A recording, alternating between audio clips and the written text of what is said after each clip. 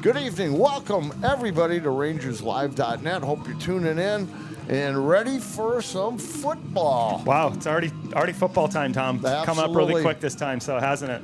It certainly has, and Labor Day is right around the corner here, so I guess it is football season, right? Yeah. Gophers start their season tonight. That's a good point. Rangers start their season tonight. A week from Monday, we'll see the Vikings playing. Holy smokes, man! Yeah, it comes up quick, and school starts next Tuesday, so we're rocking and rolling, and we've had a bunch of activities already have their first contest, which that's why we're starting the pregame here a little earlier tonight. Tom and I thought it'd be a good idea. We talked about doing a kind of season preview show, so we'll combine.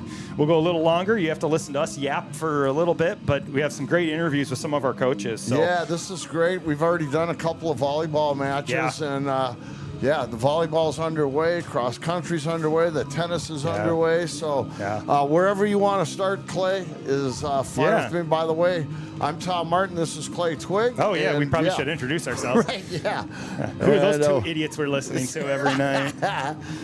So maybe first what, Tom, we can do is just talk a little bit about Rangers Live and just kind of what we're doing here, what we did last year, and, what the goals are for the upcoming season. So, Tom came to me last summer and just talked about starting something that would bring some revenue in and help out the student athletes, and it's just kind of grown from there, Tom. Absolutely. It was kind of a total experiment last season to see how it'd go, and boy, by the end of the school year, we had a lot of listeners. We had almost everybody kind of knew about it and knew where to go to find play-by-play. So we thought, let's just keep it going, right? Yeah. And we're going to try to make things even bigger and better this year. Yep. So throughout the year, watch for some changes that might make things better. I think we're going to stick with RangersLive.net, though, right? So correct. Yep. So that'll still be the go-to place, but we're just hoping to make some improvements that'll make life better for our listeners out there.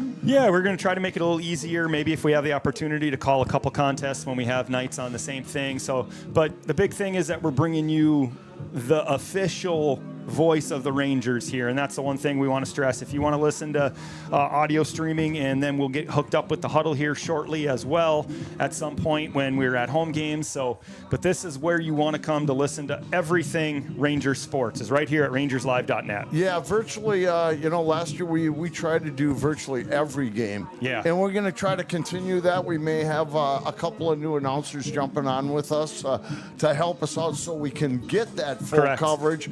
Not available every single night, so we might need a little help. Maybe get a student involved with doing some technical stuff for us, and that'd be awesome. Yeah, have a little help from some of the kids at the school. So, we're going to try to expand in many different ways here and make this better and bigger and better. Yeah, we're excited about the season, obviously, for Rangers Live, but I think we're even more excited just about our athletic season in general. And fall sports, as Tom kind of already mentioned, is off full swing as we got our first football game, the Battle of the Stump tonight here over at Aitkin.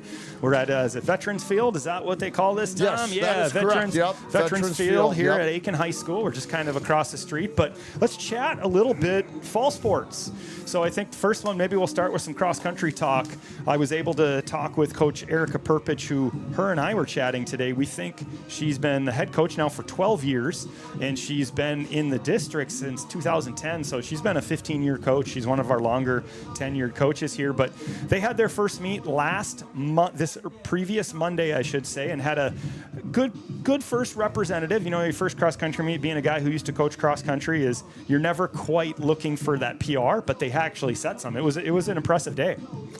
Outstanding. Yeah, we're going to hear from Erica here in just a moment, right? Yeah, we got a nice little interview with her, kind of in her own words. So let's go ahead and we'll listen to Coach Erica Perpich of the Ranger Cross Country team. Happy to be joined by head cross country coach Erica Perpich. Coach, thank you so much for joining me this morning. Yes, of course.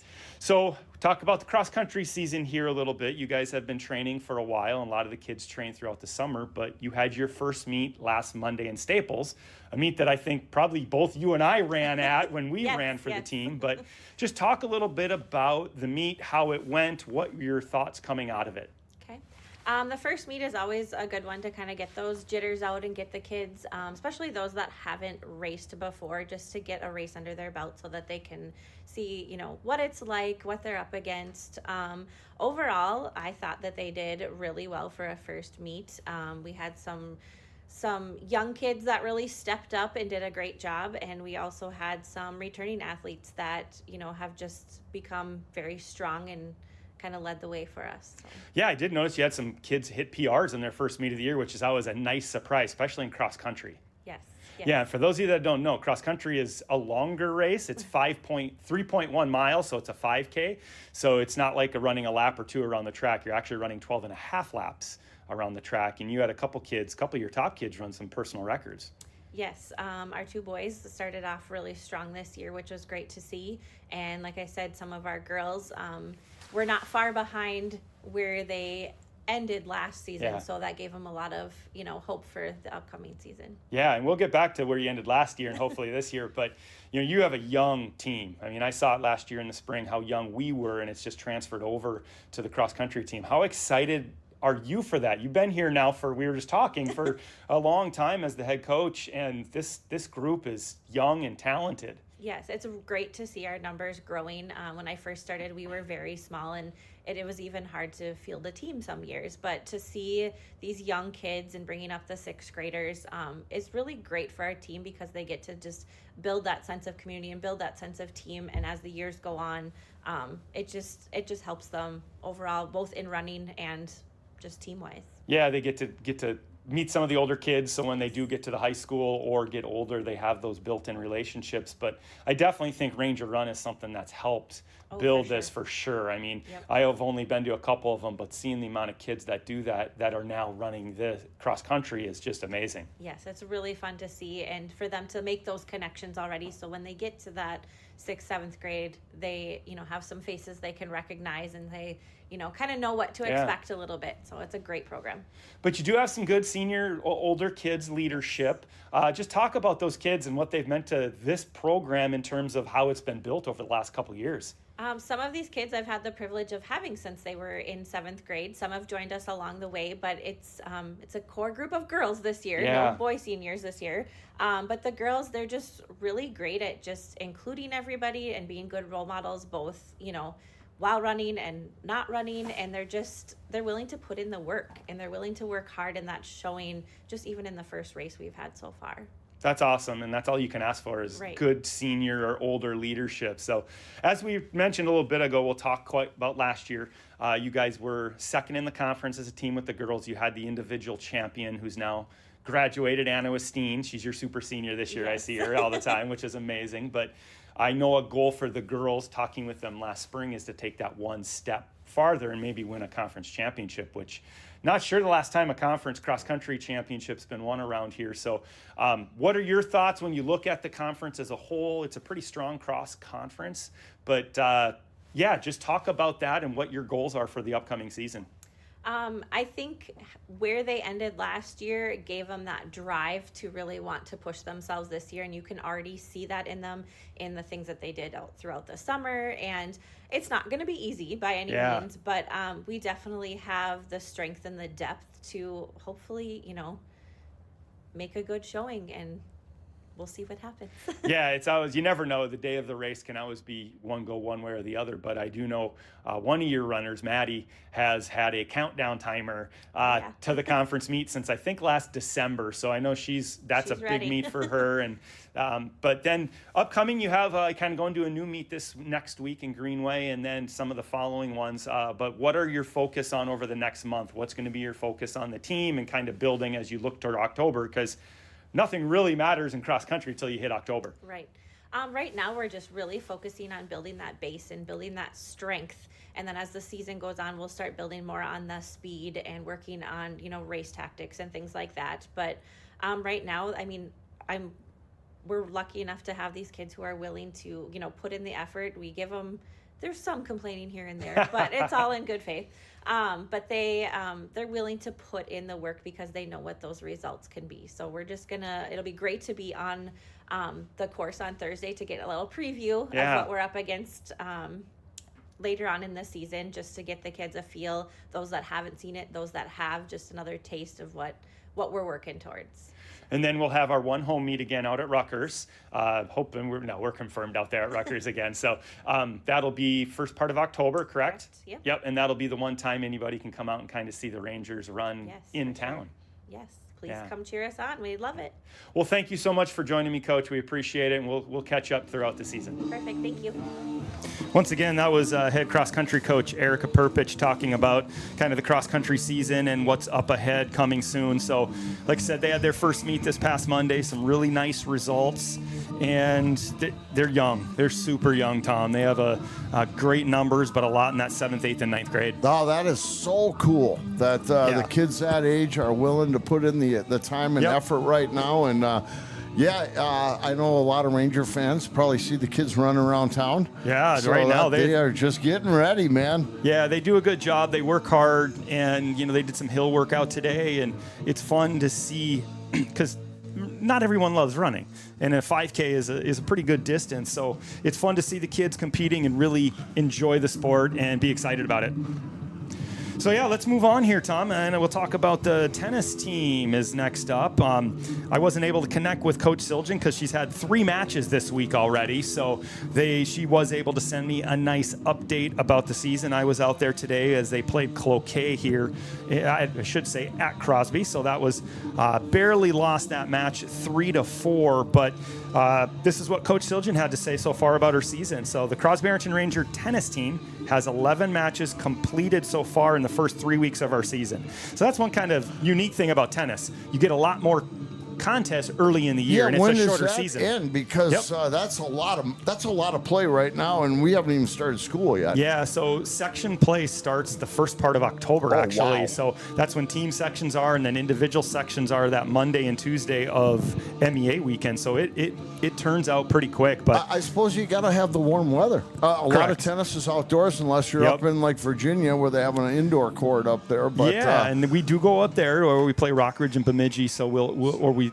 match up against Rockridge and Bemidji. So, but once you get to playoffs, you're inside. Right. So the sections are usually at your team places, but individuals are in Sartell, and then states. I was at an indoor court as well. So, but they've unfortunately haven't had a chance to get a team victory, but they've had 3 or 4 of their matches where it's been 3-4. So one of those matches goes the other way, and they'd be probably about a 500 team right now. They have a very competitive singles lineup with 3 veteran players. Tori Orline. Tori is a senior. She's 10-1 currently on the season. Emma Siljan is also a senior. She is 6-5. And then Nellie Fitzpatrick is a junior. Nellie is 7-4 on the year. These 3 players bring a wealth of experience and team leadership. They play 1, 2, and 3 singles, respectively. Also returning to the Rangers lineup are Madeline Fleming, a junior, Caitlin Bill, a 9th grader, but the rest of the team, like the cross-country team, is 7th and 8th graders. So the big thing is Tori made her first state appearance in tennis last year. She's really hoping to make it once again in the tennis, and then see what can happen once she gets down there, as she won 1 match last year and then fell to the eventual state champion. So if you haven't had a chance to get out and watch the Ranger tennis team, it's fun. It's a short time frame, but you're getting to see a lot of courts play at once. Yeah, and there's some really nice places to go around the home court there to watch from different angles, different views. There are places to sit there, but you can bring a lawn chair and find your own spot, sit down and relax. But it's those new tennis courts are fantastic that we have at the school, and they are good for viewing because you can. There is a place where you can stand up higher where the cars park and really get a good overview of what's going on. So, cool place to go watch some tennis. And one thing that was added a few years ago was the lights. So 2 years ago we did a night match with peers. And last year we did one with, who was it? Might have been Aitkin, I can't remember. And this year we're going to hopefully plan another night match. So the lights get turned on and it's kind of a fun atmosphere. And just it's get out and to support the kids. It's something you don't have to pay to get into, obviously. You can just kind of show up and watch. So, they're halfway through their season. Wow, that's crazy. Yeah. That's crazy. But, again, the girls... All 3 of our girls right now with winning records, 1, 2, and 3 singles. So that's awesome, man. And as those younger kids kind of get more experience and just get get more matches under their belt, I guarantee that team record will flip around pretty quick. So then I think let's move on to volleyball, Tom. All right. That's the next we've one. had a pleasure of watching a couple of volleyball matches. Clay and I were just in Tuesday night. We were in Cromwell as Cromwell Wright hosted the Rangers. And then last Friday night, less than a week ago, the Rangers at home for the first match. And I don't know if a lot of people know we've even started yet I know, volleyball. yeah. So we got to start packing the gym for these girls because they are good. Yeah. They finished the year last year just a crazy little win streak there in the sections. And I know all these girls are just absolutely waiting for this to happen again this year, but they look really good. It's fun to watch these girls play right now. It is, and that's something Coach Ernst and I talk about in the interview here shortly. But they're young. They're not young. They're returned a ton of people from last year, as you mentioned, and the athleticism is on another level. We saw that in Cromwell just the other night. Yeah, and I think even our younger players are playing really good volleyball. So this could be a team to watch for several years in a row here. I think it's just going to continue.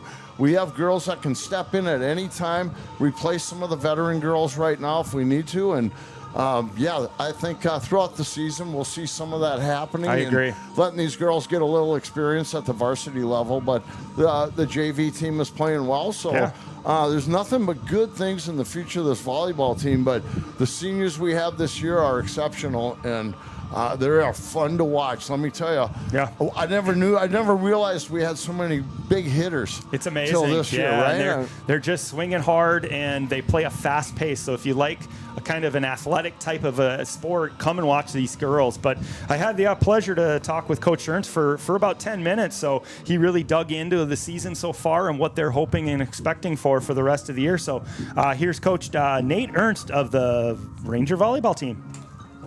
Happy to be joined by head cross-country coach Erica Perpich. Sorry, wrong one. Joined by head volleyball coach Nathan Ernst.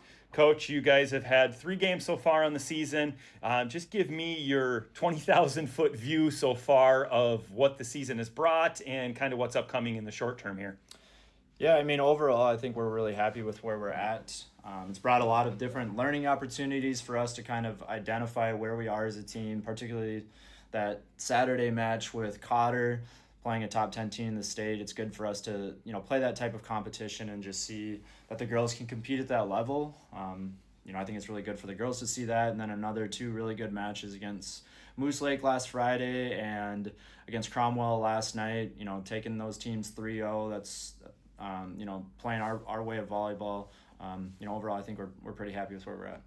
So let's take a quick step back, and as you were preparing for the season, kind of what was your focus of the first couple weeks of practice? I know you had a lot of scrimmages last week, but what was your big focus going into this year, coming off the success you had last year? Yeah, I think the 2 biggest things that we really want to work on is being more efficient offensively, being quicker offensively. To be able to compete, particularly in the section tournament, you're going to have to take advantage of opportunities that you get, because against really good teams, those opportunities become far more limited. So you have to be efficient. And then serving is the other one, and that's still a work in progress. We have to be more efficient serving as a team. So those will be 2 things that we really focus on going forward. I was pretty confident in our defensive abilities after last year and returning that whole group. And there's still things for us to work on there. But with this being such an athletic team, we're getting touches on most balls at the net. We've got girls digging really well out of the back. So I'm pretty happy with that. But offensively and serving, we'll continue to work on those things. Yeah, I've been able to see 2 of the matches so far this year, and you can definitely tell the athleticism that you guys bring to the table, and at the level we're playing at, that's going to take you, or could take you, a long ways. Yeah, and we'll continue to build on that. But I've talked with the girls. There's certainly some places that I would say we lack in maybe just some volleyball fundamentals, but they make up for it with just pure athleticism, with just how quick we are. Really good verticals. it kind of balances out for them. And you could see that last night against Cromwell, right? That there was one point, I don't know how many rallies it went back and forth over the net, but both teams were scrambling so well.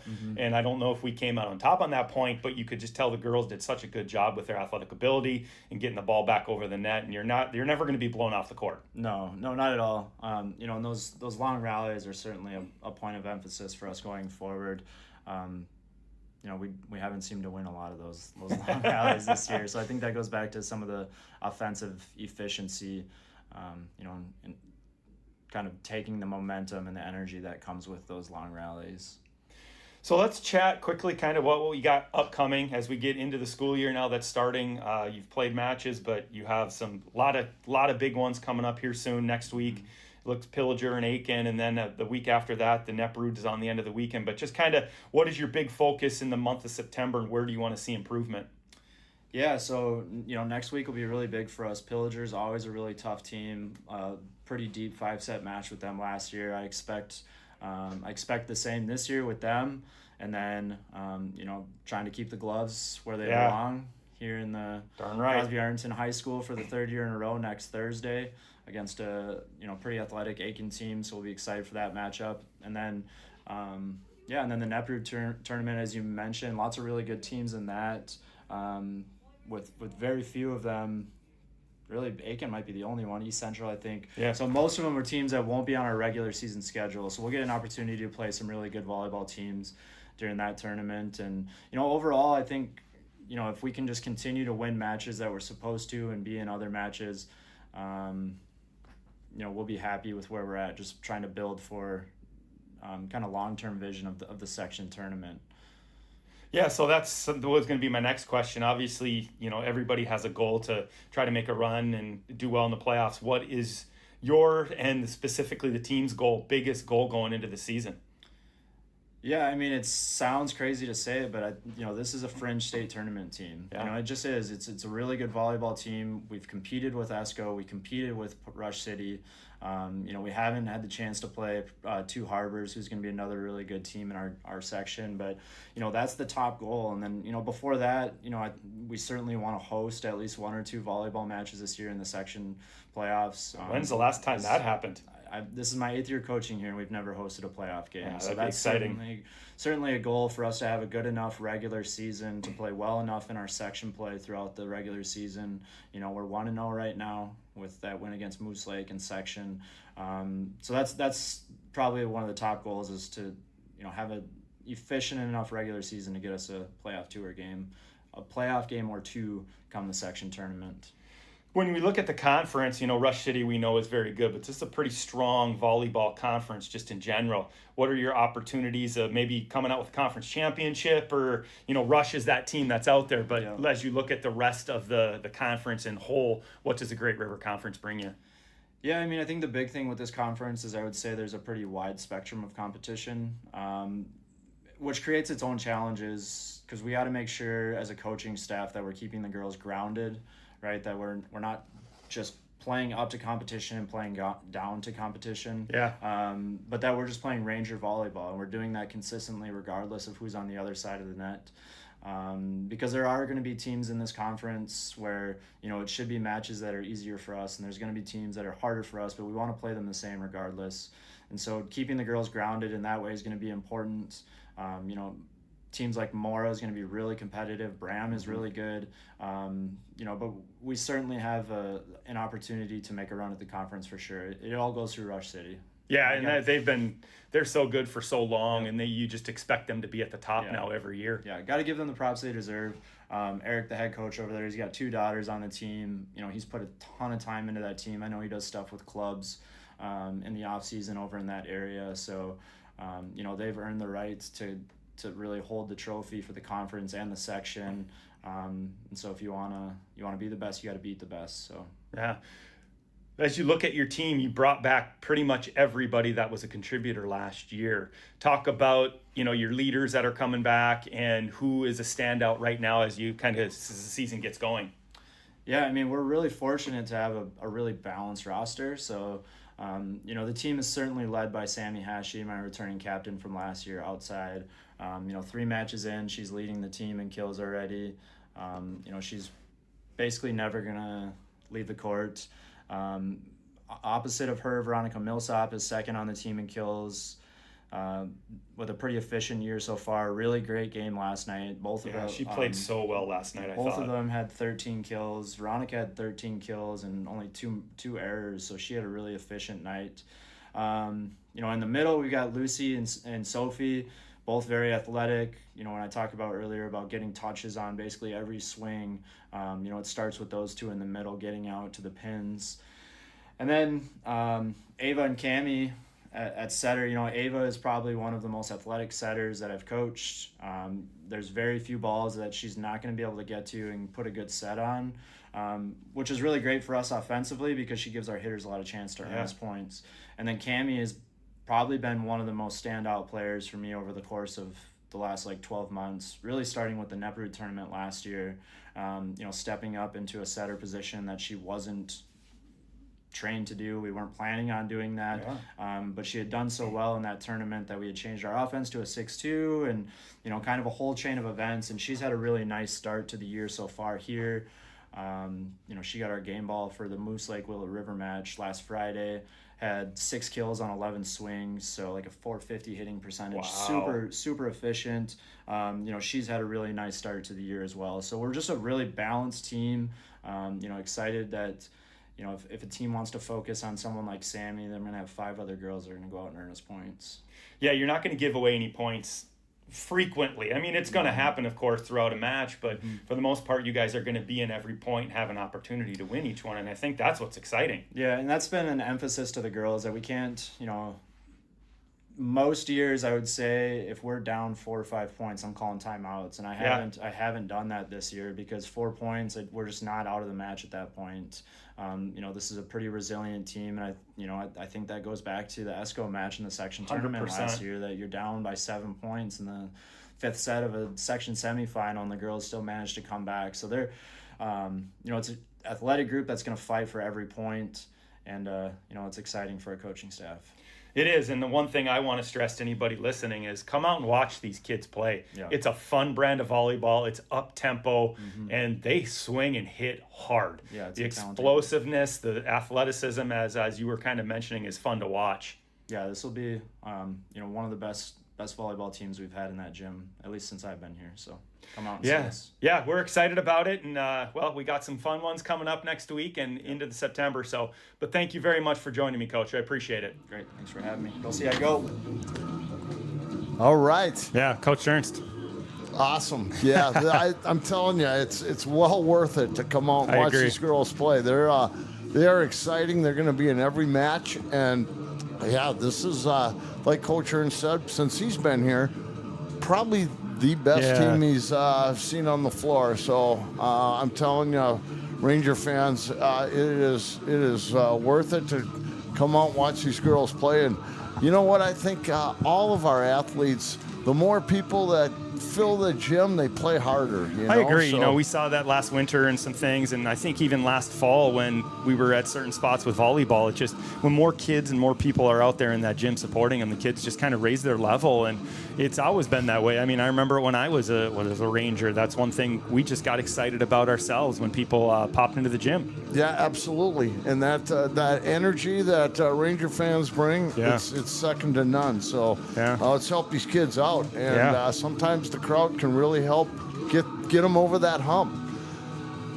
Yeah, wow, so what are we? Where are we? We here? got about 15 minutes here, so let's chat Ranger football, Tom. That's what we're here for tonight. And you know what? We kind of know. You and I know.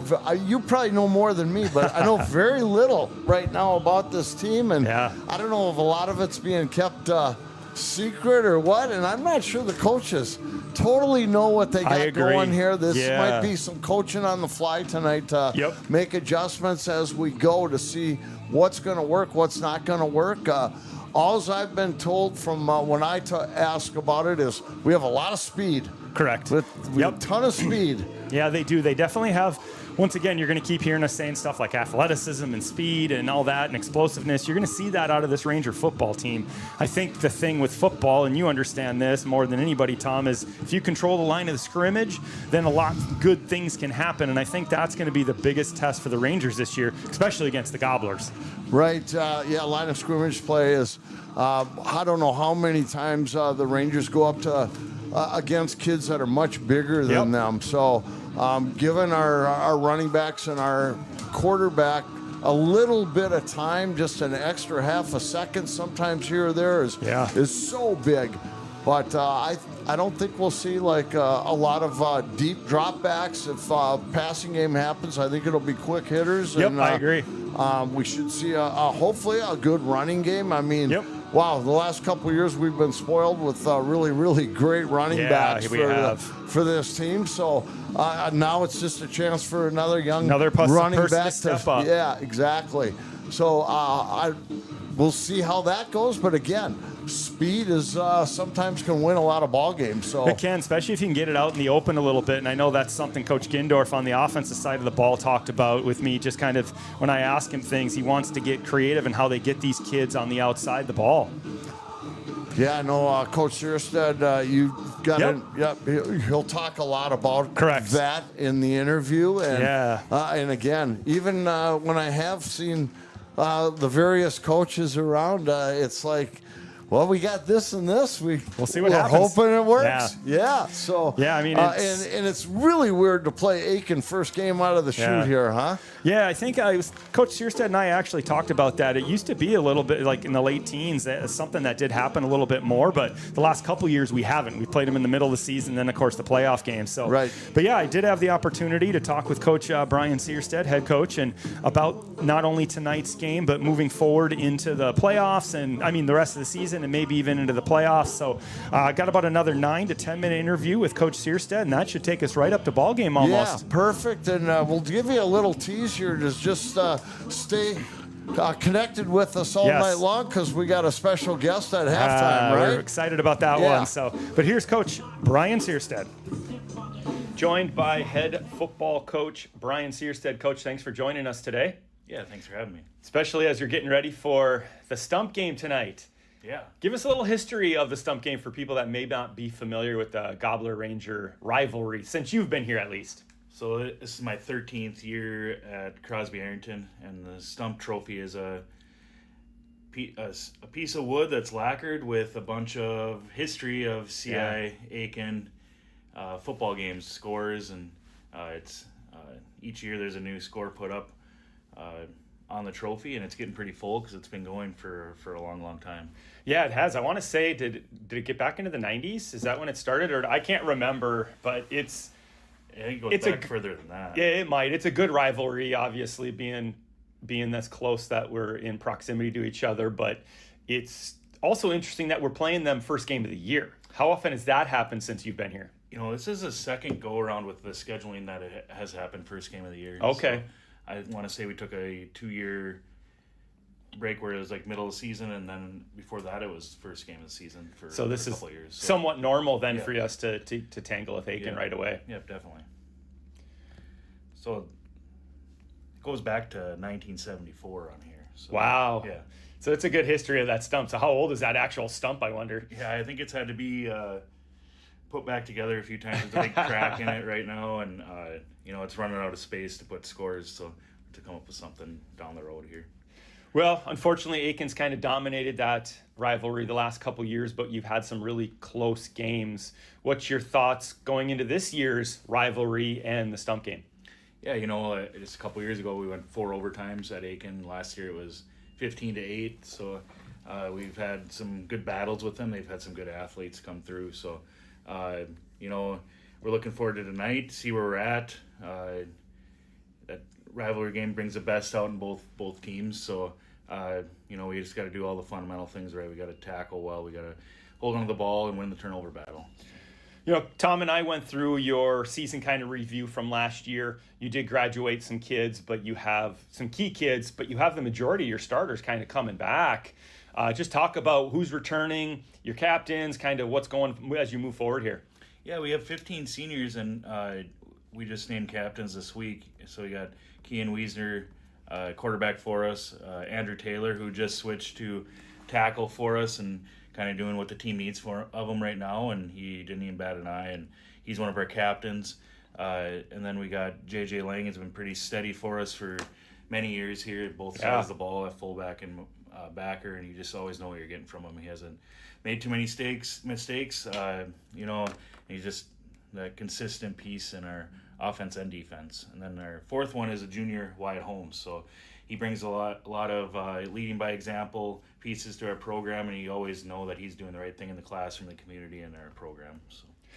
How is the team maybe going to look different in terms of, we don't want to give anything away, of course, although no one's going to really hear this until right before game time, than what you've seen in previous years with your teams and your kind of offensive and or defensive structures? Last year was a lot of power football with Evan Rydberg. He has a single season rushing record for a reason, and he's over at Morris getting camp going right now, and he just was steady for us at the running back position for a couple of years, and the year before that, we run a lot of option with Colby. So every year we find out what our strengths are and weaknesses early on in camp, back to BSU camp. And this year we're gonna probably throw the ball a little bit more. Kean brings that throwing element if he can get him time to throw, and we got some playmakers that can catch the ball, and that goes back to guys that the guys that are playmakers are also track athletes. Yeah, so you got some speed. I know that. Guys, we got guys that are on the 4x1 state team that you can get them in space. We're gonna do good things. And then Wyatt, if he's back there, you get a more running aspect. Yep. So kind of got two guys that have their strengths are different. So that's good for our offense. So I'm looking forward to seeing where we are tonight, and can get things clicking right away. So you mentioned the BSU camp that you guys did earlier this summer, and then you had a scrimmage this past weekend. What did you see from the team in those two settings? And you're not putting in anything too dynamic in those, obviously, but what kind of were the focuses, and then what was your thoughts coming out of those two? Yeah, we took about 20 guys to Bemidji State for a team camp, and there was, I want to say, 16 to 18 programs there. So you get to see a lot of different things, a lot of ways other programs do things, and then you get to compete against guys that you won't compete in during the season. So I like that aspect of it. And the BSU coaching staff do a great job of housing us and just giving us 3 days of football time with our guys, and they facilitate everything. They sit down, talk X's and O's. And the guys get to eat in their dining area, buffet Wally's? style. Wally's, yeah. You and I know that place well. Yeah, I knew that for 5 years. Yep. So, and so it's just a fun football vacation for our guys. Yeah. Get to know each other. Maybe some of our younger guys get to know the older guys a little better, and vice versa. And it just builds that. It's a team bonding experience too. So that's part of team sports also. So, and then you look at the scrimmage we just had. We went to Pillager and scrimmaged Pillager, Perham, and Mora. So 3 great programs. 3 good football team programs, yeah. Yeah, so, I thought we did a good job of stopping the run in the scrimmage. There's a few big plays which we corrected this week. So, I like what we saw on offense and defense. We're just building depth and finding guys that can get on the field for us. And that's what you have to do, is just you're building that depth in your roster in general and what you're going to see moving forward. But let's kind of look ahead to the whole season. You're playing a lot of the same teams you've always played, minus next week with East Central. Yep. But what does this year bring? Because you're going to see a lot of the section teams throughout the whole season. What's your thoughts overall? What's changed from last year of these teams moving forward? Yeah, I think Moose Lake has kind of been the top of the section for many, many years. They have a good program. They have good coaching staff, and that's the team to beat in our section right now, and it continues to be. So we got to stop the run throughout the season against all the teams we play, and we got to put up more points than we did last year. I think looking back, a lot of our games were around 10 points or less. Yep. I think 5 of our 7 losses were within 10 points, around there somewhere. And we just got to find ways to be more consistent on both sides of the ball, and win the turnover battle. And a lot of the teams that we play, they want to establish the run. So that starts tonight with Aitkin. they want to run off tackle, and we got to stop the run to be in the ball game. So. Yeah, and that's kind of what this conference, the section has always been a running power conference. Moose brings some speed to it, which hopefully you guys were. So with some throwing the ball, that could give some challenges to these teams if you guys are successful in throwing the ball. Yeah, definitely. If we can open up the run game through the pass, we'll do that. We'll get Jeremy in space. We'll get Braylon in space. We got a kid that's been in a boot for a while. Alden's back, got cleared tonight. That's exciting to hear. So, we got some guys that can get in space, and Ethan Millsap's had a good camp. So he's a tall, lanky, he's deceptively fast. He gets out of his breaks really fast. So, we got guys that can get in space and make some plays for us. Another nice thing you've been able to have is some consistency in your coaching staff. You pretty much bring everybody back, and you guys are in a good spot heading into the Gobbler game tonight. Yeah, I like talking about our coaching staff. I can't say enough about them. They're all great guys. They're good guys to be around our program and around our kids, and they're good role models for our kids. So, Gindy's like having another head coach out there. Yeah. He just brings a lot of experience to our program and runs our offense, and he's just been around the game a long, long time. So.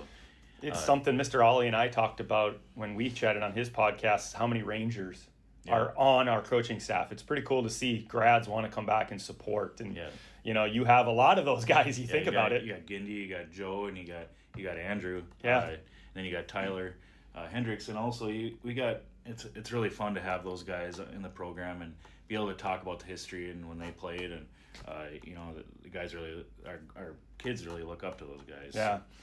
Well, another stump game, another football season. It's came around quicker than I think we were approaching, but it's going to be a good year. Thank you for joining us. Good luck tonight, and bring that stump home. Go see I go. Thank you to the following sponsors of Rangers Live: All Ways Painting, CI Transportation, Canna Wine Bar, Crosby Ironton Courier, Cuyuna Country Auto Center, Cuyuna Lakes Part City, Cuyuna Regional Medical Center, Deerwood Bank, Deerwood Technologies, Seth Jackson of Edward Jones Crosby, Hogue Tech Unlimited, Hydraulic Carpet, KK Advertising, Coop Funeral Home, Mike Melanich of Coldwell Banker, Minnesota Teas, Mission Beach Resort, Range Disposal Services, The Spalding House, T&J Services, Tremolo Communications, and Unity Bank of Crosby.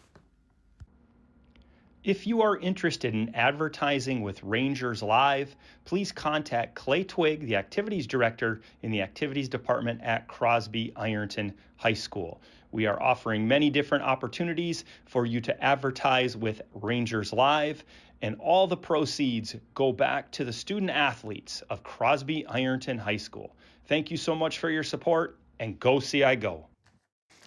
All right, we are back live with you here at Veterans Field in Aitkin, and color guard just coming off the field right now after the anthem. Yeah, so we're getting ready for kickoff here shortly, and we'll be calling some football soon here, Tom. Yep, just giving them an opportunity here. No, I think they're ready. There we go. Once you hear the shot, there we're good to go. Well, yeah, here we go. We're getting ready for kickoff, Tom. All right, man. This is we've been waiting for this for a while. It's an exciting time of the year. It's officially football season, and I didn't go down on the field and get starting lineups from each team, but we'll try the best we can. Yeah, we'll figure it out. Especially for Rangers when they come running out here from their little tunnel type thing with the students. I'll try to get them for you here. We are sharing part of the box with some of the coaches, and so you're going to hear a little chatter maybe in the background, right. But we got this covered. I think they're doing the referees right now, Correct. The officials for tonight's game. The offensive starters for the visiting Rangers. Offensive starters for the Rangers. Jeremy Henson. We'll start with number 1, senior Jeremy Henson. Number 2, sophomore Jacob English. Number 67, Andrew. Was it 12 next? Yeah, I that was believe, Kean. Yeah, Kean Wiesner. Ethan Millsap. Number 32, Julian Lang. kind of can hear it in the background a little bit. 67, I think, or was that 57? Might have been 57. Oh, I don't see one on there. Yeah, I don't so. see a 67 either. Oh, 67's Andrew Taylor. Andrew wears 17 on one side and 67 on the other side. So, yeah. All right, I saw J.J. Lang. I saw Max Schaefbauer come out. I saw Gus Vigneri. 62 is Cohen Ellis. I might have missed one or two there as I was looking for the 67 number, but you know what? When they get on the field, we'll get them all for you. Here again, the Rangers tonight are in their white jerseys with the maroon pants and the maroon trim. Going to get the Gobblers here shortly, and then we'll be underway. All right, starting with the Gobblers here. Number 66. 66, Aaron Morris. The junior number 1, Parker Fulton. And running back, the senior number 2, Carter Peets. Cutter Peets, number 2. And running back, the senior number 21, Cade Kazmerzak. Cade Kazmerzak, number 21. Quarterback, the sophomore, number 17, Bo Sanford. Bo Sanford, a lot of Sanfords have come through the Gobbler system here. Bo is just a sophomore. Number 4 is Braden Wagner.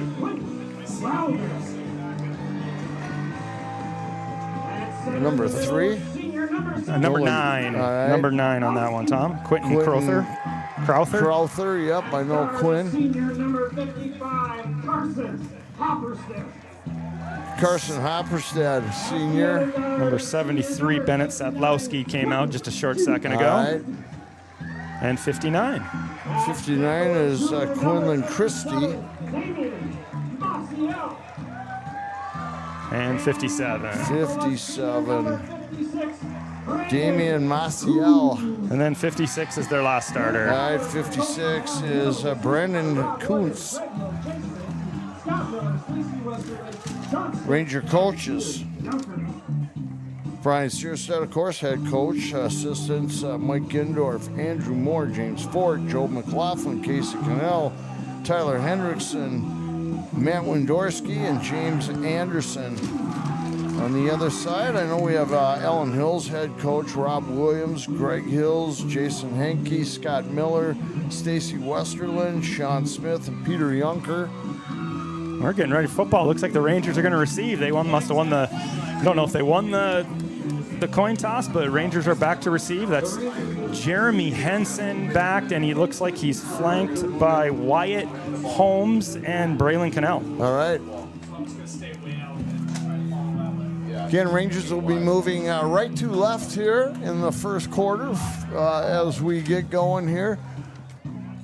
Shadows long across the field right now. Yeah, it's a beautiful night for football. Boy, I guess. I love that they have the flag at half staff. Again, big tragedy in Minneapolis yesterday, and my goodness. Thoughts and prayers go out to all the families involved with that. Yep. Quick shout out here to Tom Mount. He told me he'd be tuned in. So, if he's not at the game here, he's tuned in, and maybe that little across the street as well. All right, Gobblers, black jerseys, white pants, some white and red trim.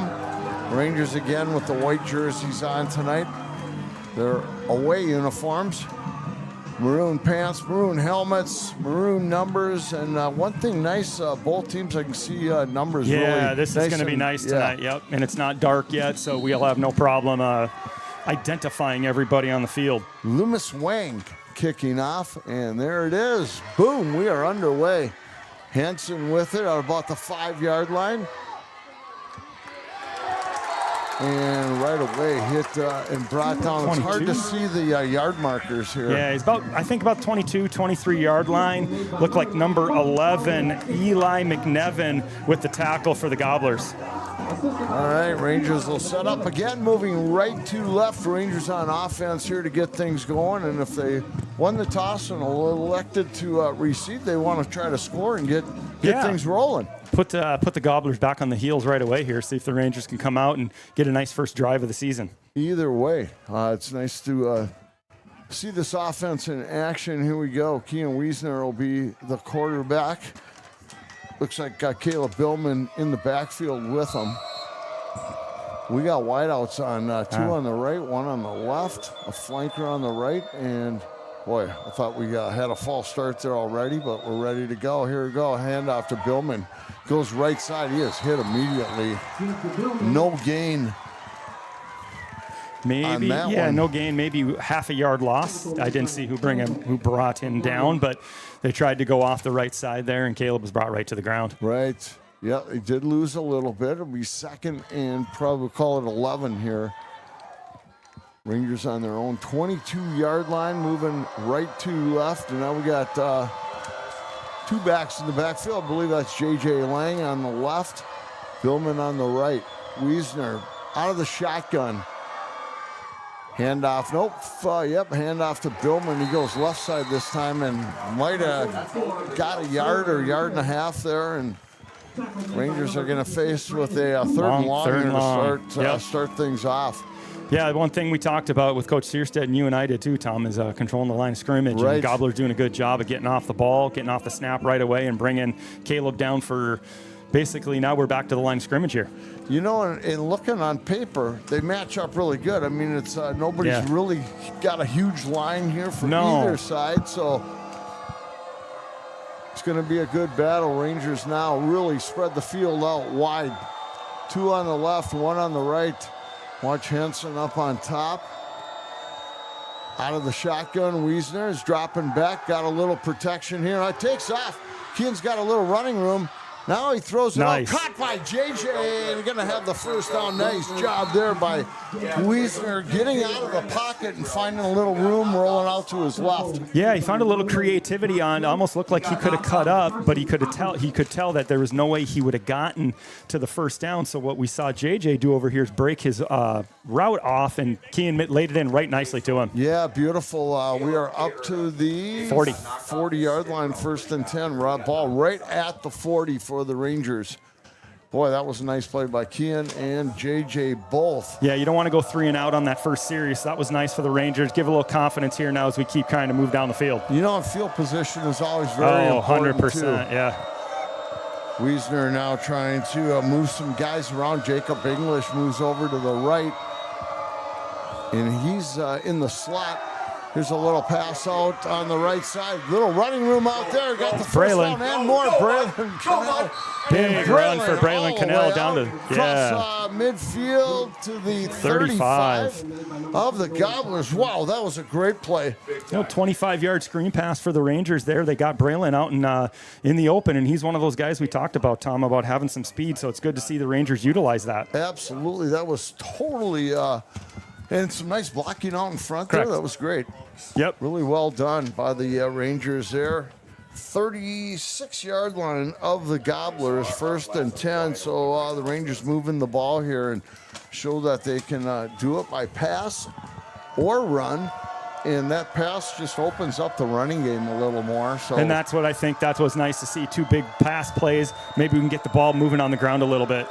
Wiesner up under center now, and it's going to be a handoff. Nope, he fakes it. He's got it himself around the right side. Good game by Kean, and boy, almost got a late hit out of bounds there as he had kind of slowed up, but yeah, I looked like the Gobbler defender did lay off a little bit there, was ready to hit the boom and pulled back a little. So must have stepped out of bounds a little earlier. I thought he was a little farther down there, but it looks like we're going to have a 2nd and 5 on about the 31. Yep, correct. 5-yard gain. Always good on first down to get 4 or 5 yards on the run. Yeah, you want to get into these manageable downs where you can kind of do some different things and maybe take a shot here or there if necessary. Here we go, 2nd and 5, and now we're getting into 4-down territory, which is also kind of nice here. Yeah. Wiesner now back out of the shotgun. I believe that's Billman on his right. Eldon McLean now in the slot on the left, and Wiesner's going to roll out. Oh, he is in trouble. Oh, he stays on his feet, avoids the rush, throws one down, got him, man. Caught, and he breaks it. And that is Eldon into the end zone McLean, for the big touchdown. job. Wow. I see no fault. There's a penalty on the flag. Let's see what it is. It's kind of back by the. Yeah, it's back. Celebration or what? I don't know. I don't know if they're going to call a blocking. You know what it's there back by about the 30, 25-yard line. Oh, come on. No, they didn't call the face mask. No, you can't call a face mask, but you call that. They are walking this off against the Rangers. A big Personal one, too. foul. Looks like that's a 10-yard penalty. Wow. Yeah, don't know if it was a hit to the helmet or what there. They kind of put his... Yeah, interesting. So, Rangers, I mean, it was still nice creativity there, though, on Kean to get to the outside. So, it looks like it's 10-yard or penalty there. We're going to have, 2nd and 15 here? Yeah, back to the 41-yard line. And great job by Kean to avoid the rush and then find Eldon McLean down the right side on the sideline. But we'll have to do it again here, 2nd and 15. Rangers celebrated and a little prematurely here. Here's a handoff. This is right up the middle. There, got good man back. Billman, no, that is 43. That's Christian Anderson. Okay, Christian Anderson with a nice run. Get more manageable 3rd down here. It's 3rd and 7. Like you said, Tom, they're probably pretty close to 4-down territory here. So you could see the Rangers. You don't have to get the first down on the 3rd down here. Right, especially if they get a good chunk of this. Correct. I'm sure they'll go for it on 4th down and try to keep this drive alive here. It's been nice to see the Rangers throw the ball with, with a little bit of creativity in the backfield by Wiesner to open some things up and let the Rangers get open down the field. Henson split wide on our left. Ethan Millsop next to him. All right, Ethan in the slot on the left. Wiesner out of the shotgun. Dropping back. Yeah, another flag is going to be a false start. Yep, I believe Ethan took off a little bit early. Kean moving all over the field here. Just throw it away. Looking now. That's what he did. Oh, it's no. Intercepted. Oh, no. Yeah, I could have been out of bounds.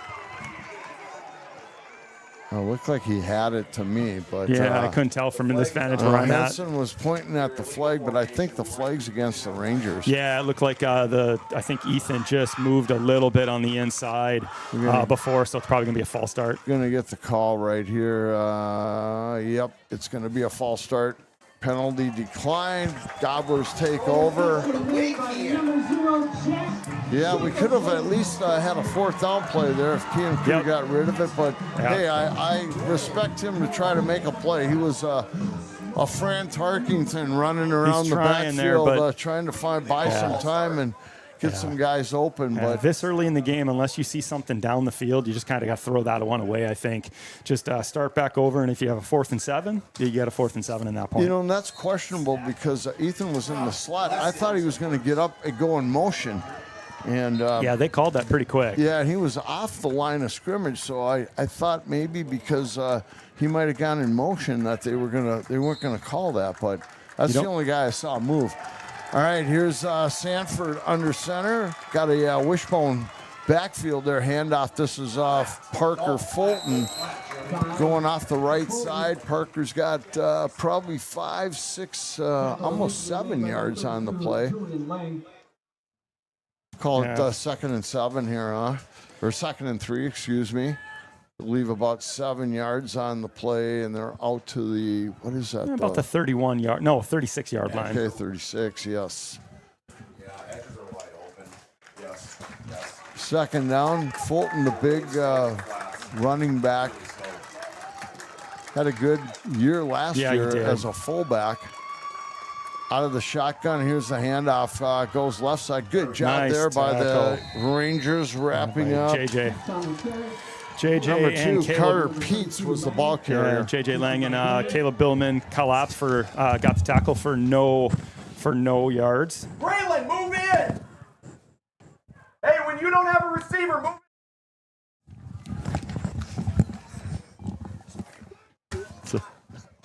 Like I said, we're sharing the box with the other Ranger coaches Yeah, here, so it's we're gonna all right. you're gonna hear some good chatter in the background. Maybe get a little more insight than just Tom and I calling the game. Exactly.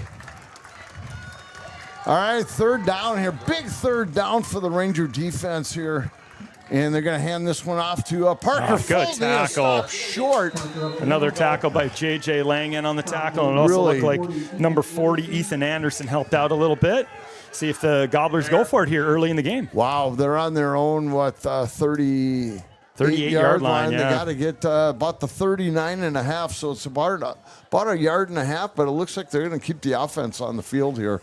Well, when you Go have a guy for it like on fourth Fulton down. in the backfield, you're gonna play your cards there. Yeah. And they got about 2 yards on that carry, so if he gets another, obviously. Big third down possession here. Fourth down, sorry. Yep, fourth down. The Rangers are absolutely probably going to focus on Parker Fulton too, but see, fumble quickly, but boy, may Sanford. fall forward. Depends on the spot here. Oh man, this is going to be close. We got a flag down too. Oh yeah, flag on the yeah. This is in the backfield. It looks like the flag. So this may make it if we back them up. They deeper got the fourth first down, yeah. I think it's almost a looks like- measurement there. Looks like it's going against the Gobblers. A couple of the Rangers down there. Yeah, And a false start. So this will back them up. They may elect now to punt because they're going to go from the original line of scrimmage. Yeah, here. now it'd be about a 4th and 6 or a 4th and 7. Yep. It looks like the punting unit's going to come out as Coach Hills brings the whole offense over to the sideline here. But yeah, now we got some changes coming here, and it looks Nice like job. the kicker coming out. Yeah, nice job by the Rangers there. Fulton with that nice 6-yard, 7-yard carry on first down, and then they just kind of stuffed him from there. Absolutely. Loomis Wang did the place kicking on, and he's going to be the punter also. So, barring a penalty here. There it goes. Goes deep snapped back. it over his head, and this is going to be trouble. It's blocked. And it looks like the Rangers are going to have a Rangers touchdown. going to get it in the They're gonna touchdown. yes, and recover in the end zone. What a job by the Rangers. Looked like it was number 40, Ethan Anderson, who fell on the ball in the end zone for the Rangers.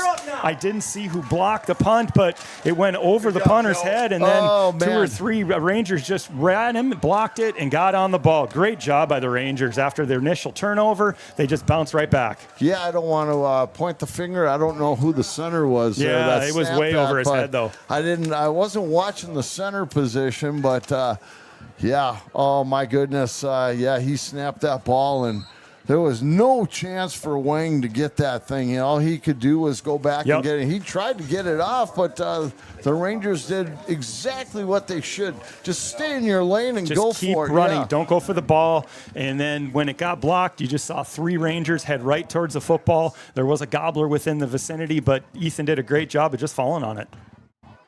All right, big play here to start in the first quarter here.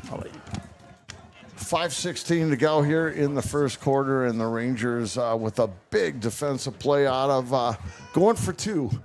Wiesner's going to keep it himself, roll out to the left, stop, now back to the right, and looking for somebody to pass it to. Now he's going to throw it, and we got a penalty marker down. I believe it's going to be against probably the Rangers, Yeah, I would maybe a think chop block. block or something weird like that in the backfield as Kean Wiesner was scrambling for his life, and yeah, they're going to decline it. They're looking at the Gobblers, and it looks like whatever it is, it's going to be a 2-point conversion. That's no good. Looking at the head official here and seeing what the call is going to be. And I'm not sure what Or they could. Coach Hills looks like he may take this and They make may them mark- go for 2 Yeah. from way back. But, you've already stopped them. Nope, is that a chop block or what? Oh, okay. So, yeah, I don't know if they're going to mark. They don't mark that off, I believe, on the kickoff, so we should be able to kick off from the same spot. But And that may be what he was questioning. Can we take the penalty on the kickoff? But, hey, Rangers strike first, 6-0, 5:16 to go here in the first quarter. yeah, Run let's through listen to the some ads. ads. Yeah, let's honor our sponsors here. Thank you to the following sponsors of Rangers Live. Always Painting, CI Transportation, Canna Wine Bar, Crosby Arrington Courier, Cuyuna Country Auto Center, Cuyuna Lakes Part City, Cuyuna Regional Medical Center, Deerwood Bank, Deerwood Technologies, Seth Jackson of Edward Jones Crosby, Hogue Tech Unlimited, Hydraulic Carpet, KK Advertising, Coop Funeral Home, Mike Melanich of Coldwell Banker, Minnesota Teas, Mission Beach Resort, Range Disposal Services, The Spalding House, T&J Services, Tremolo Communications, and Unity Bank of Crosby. We missed one sponsor. And the Barrett family. There it is. The Barrett family, of course.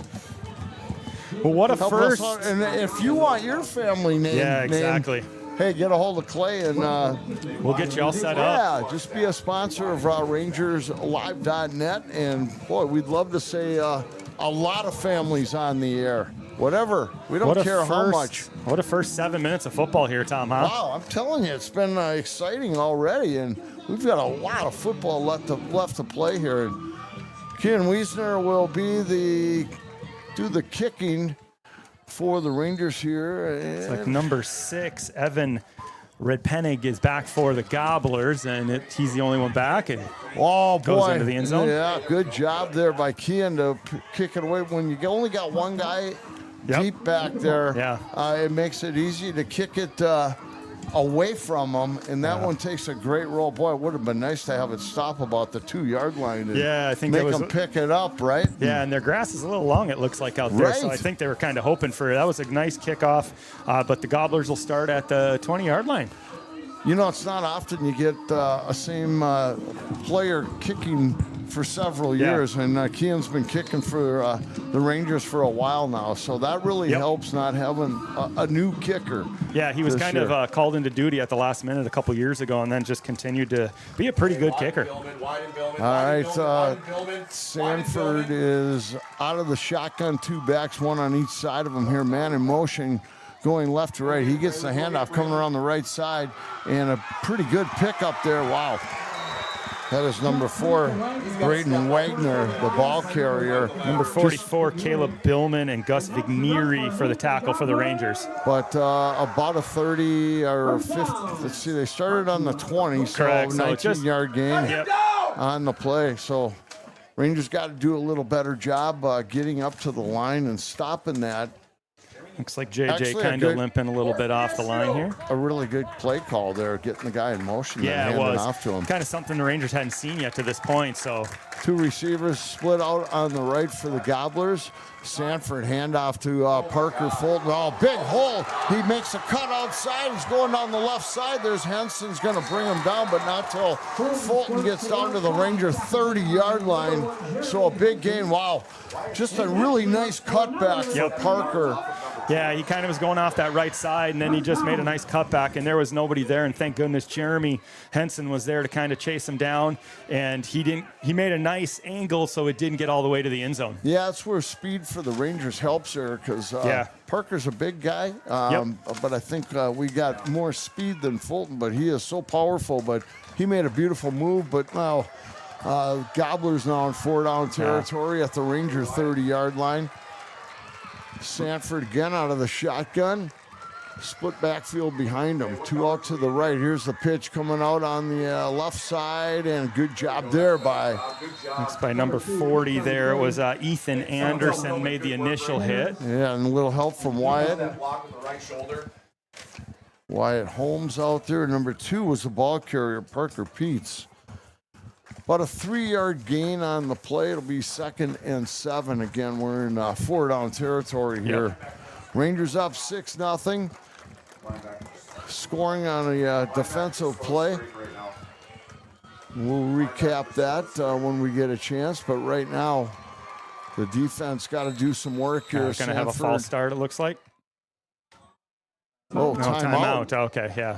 Timeout called by the Gobblers. Wow.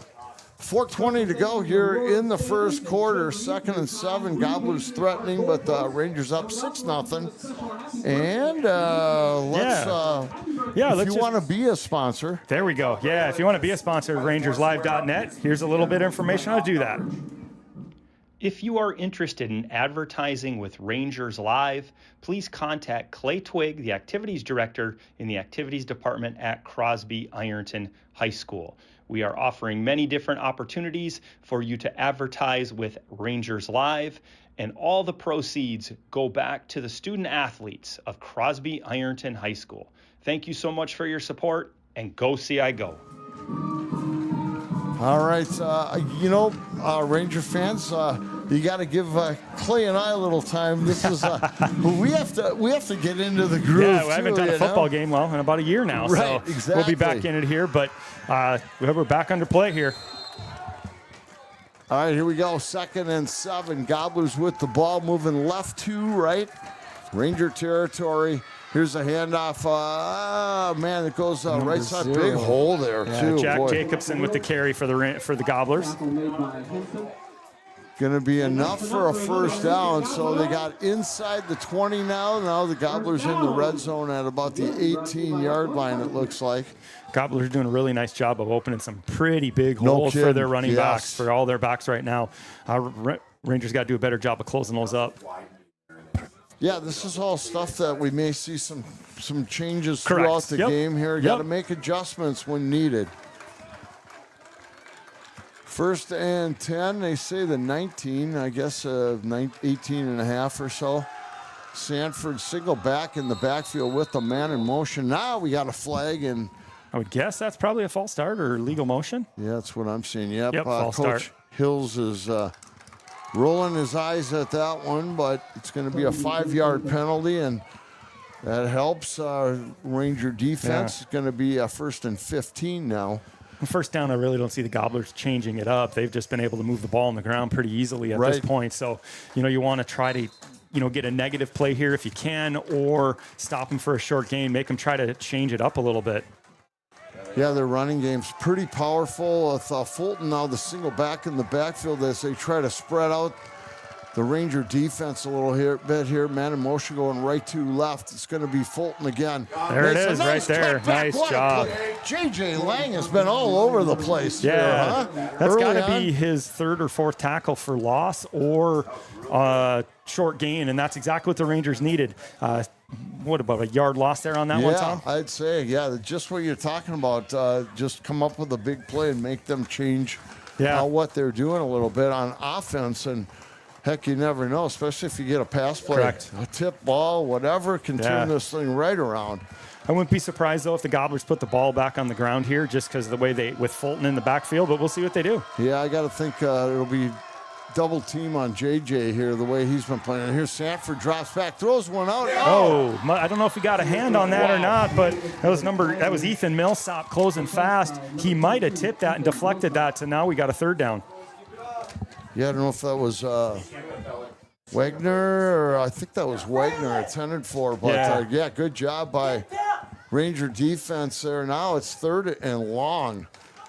Interesting play call here for the Gobblers. They went through for it there on 2nd down. You almost got to think they're going to do the same, Tom, unless they're just trying to eat up some yards with Fulton maybe and get back into a more manageable 4th down. But we got a long 3rd and 16 here. 2 backs in the backfield, 1 on each side of Sanford. He drops straight back. Jeremy Hansen with a big hit. Jeremy Hansen on the blitz from the right side. Nobody touched him. Nope, it was the same basically the last play too. Jeremy came untouched, but they rolled out Sanford. This time they did not, and he got to the quarterback quickly. And he did not see him coming. I'm surprised he held on to that ball because Jeremy hit him hard from the backside, and Bo Sanford did a great job just hanging on to the football. Yeah, he did, yep. It's going to be 4th and, I can't. 4th and about 22 here. 4th and 22. Yep. Ranger defense coming up big now. They just need to stop right here and get this ball back. Sanford out of the shotgun.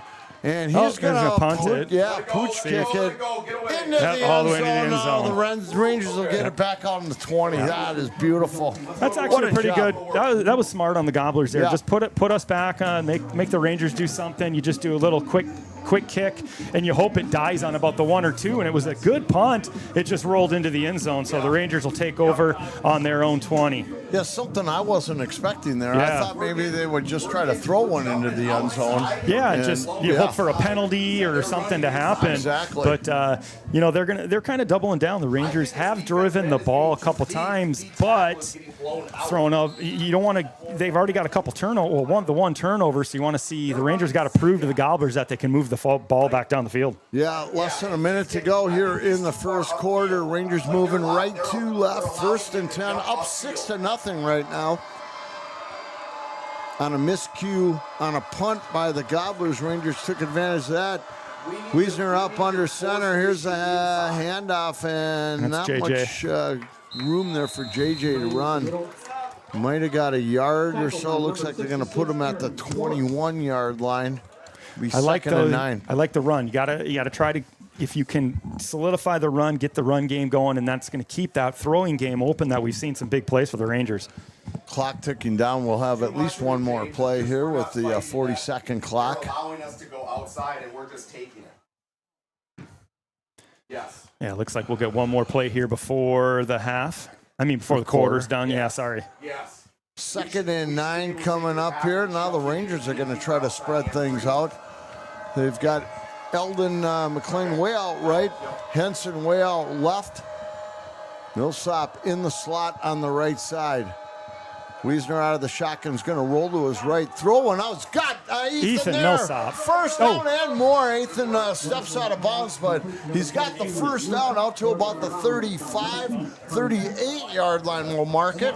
Great touch pass by Keane just to get that over the Gobbler defender. And Ethan made a nice job of catching first before running. Absolutely. And that's, I know, one thing Coach Searstead and Coach Gindorf have we got to get the ball first and then move forward. So nice job by the Rangers. A couple good plays there to move the ball down the field. I think we're going to end up here about the 40-yard line, maybe, Tom? Yeah, really, it's the 38 is where they marked it, but I really like what I'm seeing so far here on the offense. Just quick passes to the outside, safe passes, not over the middle. Nope. And, just if we get the running game going just a little bit, this could be really something here. Yeah, so we're at the end of the first quarter. Rangers lead 6-0, and on a block punt recovery in the end zone for a touchdown. So a great start to the game here for the Rangers. Yep, 6-0 Rangers. Let's run through those sponsors one more time. We'll be right back.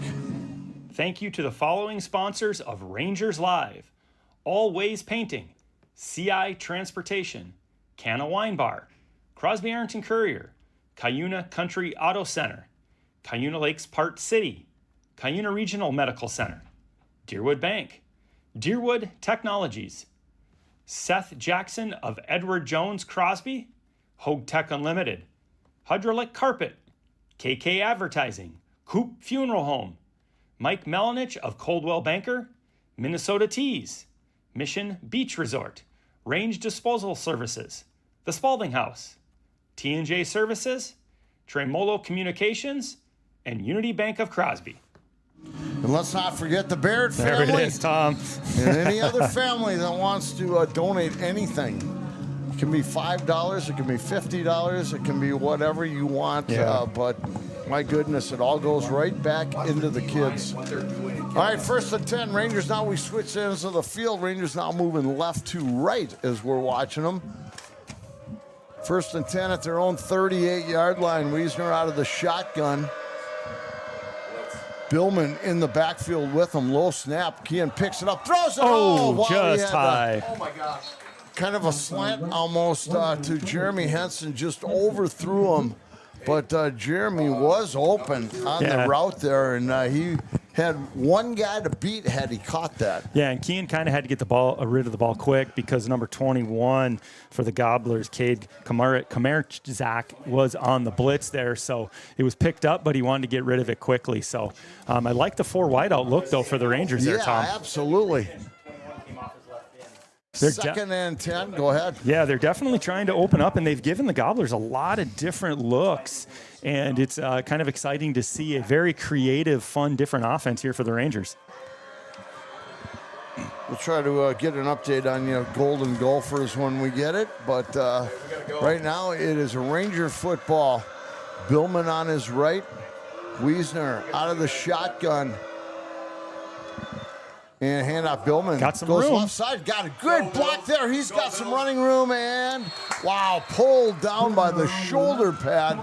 Otherwise, Billman goes for a big gainer there, but nice job on second down, getting about 5 yards or so, right? Yeah, that was Tolome on the tackle for the Gobblers. You could see that hole open up, and Caleb got through it quick, and then May just made a nice angle again to bring him down. Otherwise, that would have probably been a 15 or 20-yard run, Tom. Big third down here for the Rangers on their own 43-yard line. 3rd and 6 coming up now. Billman will line up on his left. Rangers again with the 4 wideouts here. 2 on each side, split wide out on the field, spreading this thing out. Kean drops back, gonna roll to his right, pull it down, and now throws one intended for Eldon. Another flag in the backfield. Let's see what they call here. I believe looks like they're looking at the Gobbler coach and saying, you want to decline this? Yeah, it's a holding. Yeah. Holding call in the backfield on the Rangers, so. They declined it.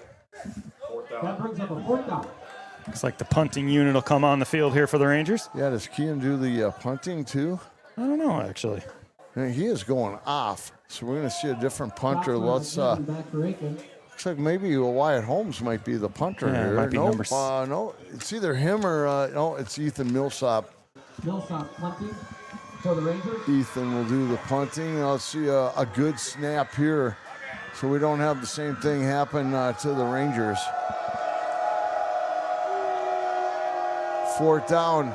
There's the snap. It's a good snap. And, not a great kick. See if we get a little Ranger bounce. Oh, boy, it gets a gobbler bounce. Yeah. Oh, picking it up nicely, though. And, boy, the Rangers were a little lax there. Eli McNevin. Boy, he picks that up maybe a yard Clean sooner pickup, yeah. there. He might have some running room down the sideline. Yeah, Rangers he picked it kinda- up and ran out of bounds. But, yeah, Rangers were a little nonchalant on that recovery there. But the ball stays on the Rangers side of the field. That was just went off of Ethan's foot, kind of odd there. Yeah, huh? the snap was a good snap. It was a little wobbly, so maybe Ethan didn't get a quite good handle on it before he dropped it, but and punted the ball. But it was, Rangers still in good spot here right now after the last defense possession, I think. On the Ranger 48-yard line, 1st and 10. Gobblers moving right to left now. Sanford out of the shotgun, man in motion, left to right. Here's the pitch coming around the left side. Good job there by Rangers. Jacob English with the tackle for the Rangers. They close quickly, and there should maybe be minimal to no gain on that carry there for the. Was that Jacobson on the carry for the Gobblers? Jack Jacobson, the ball carrier. Looks like he might have got about a half a yard. Not boy. When I look at the sticks, it's kind of no gain. Yeah, kind of no gain. Kind of where the home. Yeah. 2nd and 10, ball still at the Ranger 48-yard line. Got to think the Gobblers are going to start riding their horse there here pretty soon with Fulton and again. Again, out of the shotgun, Fulton is on the left of Sanford. Man in motion again, going left to right. Dropping back now, Sanford. Here's the rush. He had to get rid of it. And it's picked off. Eldon McLean still on his feet. Eldon is still on his feet. Goes out of bounds at about the 40. What a job by Eldon McLean coming up. And the ball was just a little deflected. I don't know how he kept his eyes on that and got great concentration there by Eldon. Yeah, he did such a good job. You could tell he was coming in to get the tackle, but what ended up happening was he just noticed the ball was tipped and was right there and then took it and went the other way with it. So that's what the Rangers need. Coach Searstead talked about winning the turnover battle and keeping penalties to a minimal. They haven't done that at this point, but they weren't the turnover battle right now. They're right where they need to be. You know, every time we've seen the Rangers stop them for no gain or a loss on 1st down, they've come out throwing. Yeah. And that's exactly what happened there. Again, good defense on 1st down creates a passing situation on 2nd down. Here we go. Rangers with the ball now on the Gobbler 40-yard line. Wiesner up under center, pitches it out on the right side. Billman's got a little running room, cuts inside, and taken down almost 10 yards. Should be pretty close to the full. Yeah, really close to a first down. Nice job by Caleb getting to the outside. He tried to make that cutback, and he just missed. Looks like he was waiting for a block there as he slowed down a little bit, waiting for a block, but a good run. Going to be an interesting call here, Tom, on 2nd and short. Could the Rangers take a shot here, or do they just want to move the chains? You know, they got a lot of opportunity, especially with how they've thrown the ball so far, what they could do here. I agree. When the Rangers got some really good receivers, you know, so man, it'll be this is going to be great. I'd like to see him be aggressive, but it's still early in the game. Correct. JJ hooked him. JJ hooked him right at the last minute. All right, 2nd, and we'll call it a short 2. Wiesner out of the shotgun. J.J. Lang in the backfield with him. Wiesner's going to throw one out on the left side. Great job there. And he broke a couple tackles. Oh, that is Braylon. Nice job by Braylon Cannell. Man. Broke 3 tackles there, Tom. Braylon. About a 15-yard gain for the freshman, Braylon Cannell out. I really like that. They've done that twice with Braylon now because they know he's got great speed. You get him in the open field, he's going to be really hard to bring down. You know, he's really strong for his size, too. He's really strong young man for his size. And my goodness, I like the aggressiveness on the call. Instead of just trying to pound the ball up in the middle, on a left 2nd and right. 2, go for it a little bit and try to open it up. Aitkin, the Gobblers have shown they can't handle that, so I really like that call by the Rangers. 1st and 10, Rangers on the Gobblers' 17-yard line. Again, the Rangers going left to right. At first, it was an empty backfield. Now JJ has joined. Oh, they're going to run this. We do. It's caught, too. It's going to be close down, but there was a flag. Millsop, and I think we got some movement here. Let's see what they call on first down. Unless it was offsides or something. Yeah, I don't know if it was offside or a different motion, illegal motion we'll see here by the Rangers. But they haven't brought it back yet. No, they are. Referees are all talking to each other here. Oh, illegal shift on the Rangers. So it'll come back here.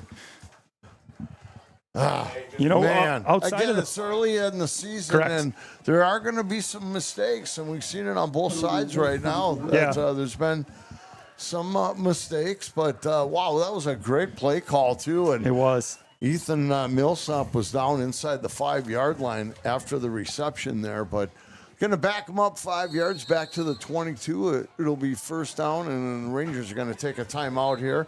Yeah, but it's again 4-down territory. We lost 5 yards, but let's just. And I do like, unfortunately, a couple of penalties have brought back some big plays, big pass plays, but they can cut down on those penalties. The Rangers are moving the ball.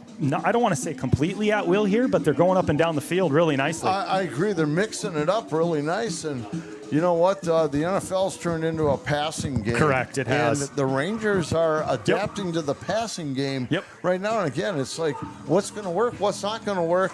We got to make some adjustments. Right now, the passing game is what's working. Until they can stop that, we can go back to the run. But correct. You know what? Right now, this is what's moving the football. If they can continue to keep moving the ball down the field with the pass, that will open up the run. And we've seen a couple nice runs by Caleb Billman off the edges. He's got some good chunks of yards, and that's a big thing. You want to get those 5 to 7 yards on those carries, put you in a nice advantageous position to throw the ball like we have. Yeah, and we know Kean's got a good, strong arm for those 15, 20, maybe 25-yard pass plays. He's very efficient at that, and I like the way he is getting out of the pocket and buying some time right now so he can look the field over. I love that.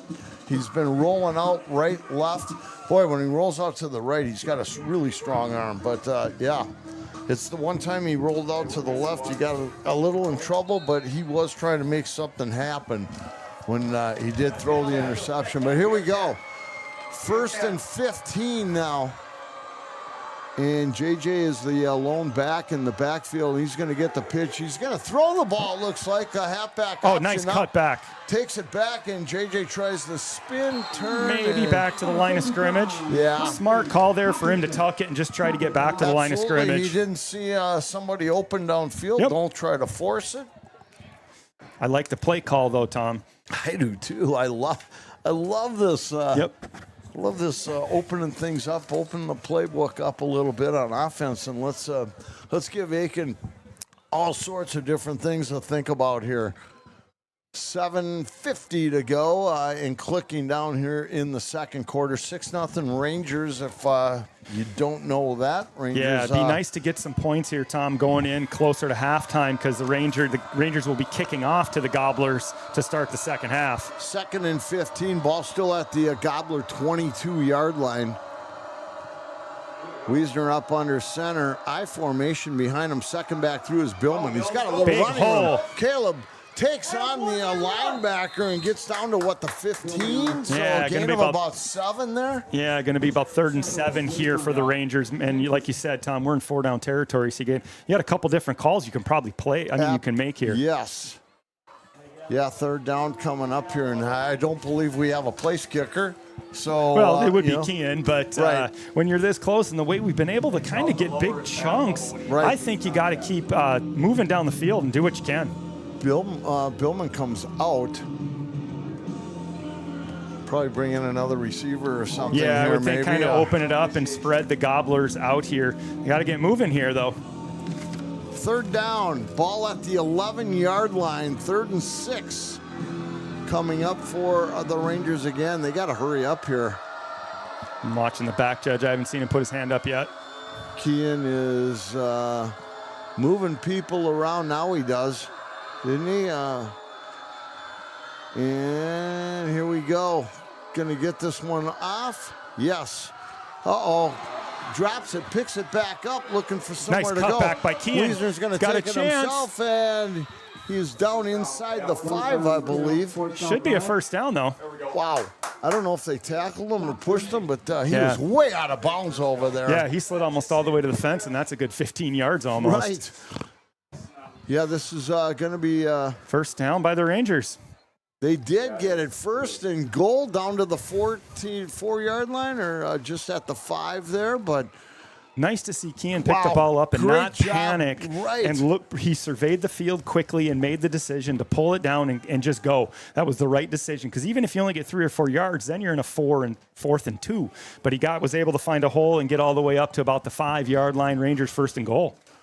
Great job by Kean to pick that up on his own. 1st and goal at the 5. I formation. We got JJ, the front first back, and then Billman as the tailback here up under center. It's going to be Billman going around the left side. Nice Cuts cut. it up Ooh. and help him into the end zone. Let's get him in there. No whistle yet now. Down about the 1, it looks like. Oh, my goodness. They got him into the end zone. Nice cut back by Caleb Billman. He was stood up by Quentin Crowther, but he just kept his legs moving and got it all the way down to, it's got to be about the half-yard line there, Tom. I'd say, yeah. It's almost like quarterback sneak time here, you know. Why turn around and hand it off 3 yards deep? Yeah, unless you're going to line that fullback right up behind you. I like that. I mean, JJ will run strong, but you got 3 plays here to go about a half a yard. Right. 2nd and goal. Yeah, what a good job there by Caleb Billman, just holding his ground, and just a little too late getting some help over there, because you can get guys behind you to help push you. Correct. So Rangers got to hustle the line here. Officials starting to count. Up under center. Handoff, Billman left side. Yeah, he's got to maybe. Just short. Yeah, he's got to be. Toe of the football's got to be almost touching the goal line there, Tom. Wow, somebody got him by the ankle just as he was ready to step across there, but Hey, we got to take a timeout here. 3rd down. 4:40 to go here in the first half. Rangers up 6-0, trying to tack on here. Gobblers trying to make a stand. Wiesner up under center. And a little throw out. Jeremy caught it. Touchdown. Nice job, Henson. Rangers. Oh, man, I'll tell you, he had Carter Peets out there with him, and he just stole that ball He away. did, Got 'cause his body kind of in the way and took was- that ball right from. It was that was kind of thrown good behind him. Yeah, it was really good defending there by the cornerback. But Jeremy just went up and took it out of the air and landed inside. And what a start for the Rangers here. No as they go to 12. Yeah, it should be 12 to nothing. They haven't No, put they're. I thought Aitkin was on. What happened here? Looked on from here. Oh, there was a penalty. Oh, come on. I didn't see that. Wow. Interesting. So actually, no score there. Rangers 3rd and 6 back on the 6-yard line here. Oh, no. That's twice we've celebrated Yep. for, A touchdown that gets brought back. yeah. 3rd and 6. Ball at the 6-yard line. Third Still, and like you goal said, though. at And, the 6. yeah, still said like we're in 2-down territory here, Tom. Right. Yeah, let's just go get it back, guys. Rangers spreading it out on the right side. The Wiesner dropping back. Got a man. There it is. There's Henson open. Right back to Jeremy for What the a touchdown. great job by Jeremy finding the soft spot Yeah. in the back of the He end just zone. stopped. I don't see any laundry on the field, so that one counts, Tom.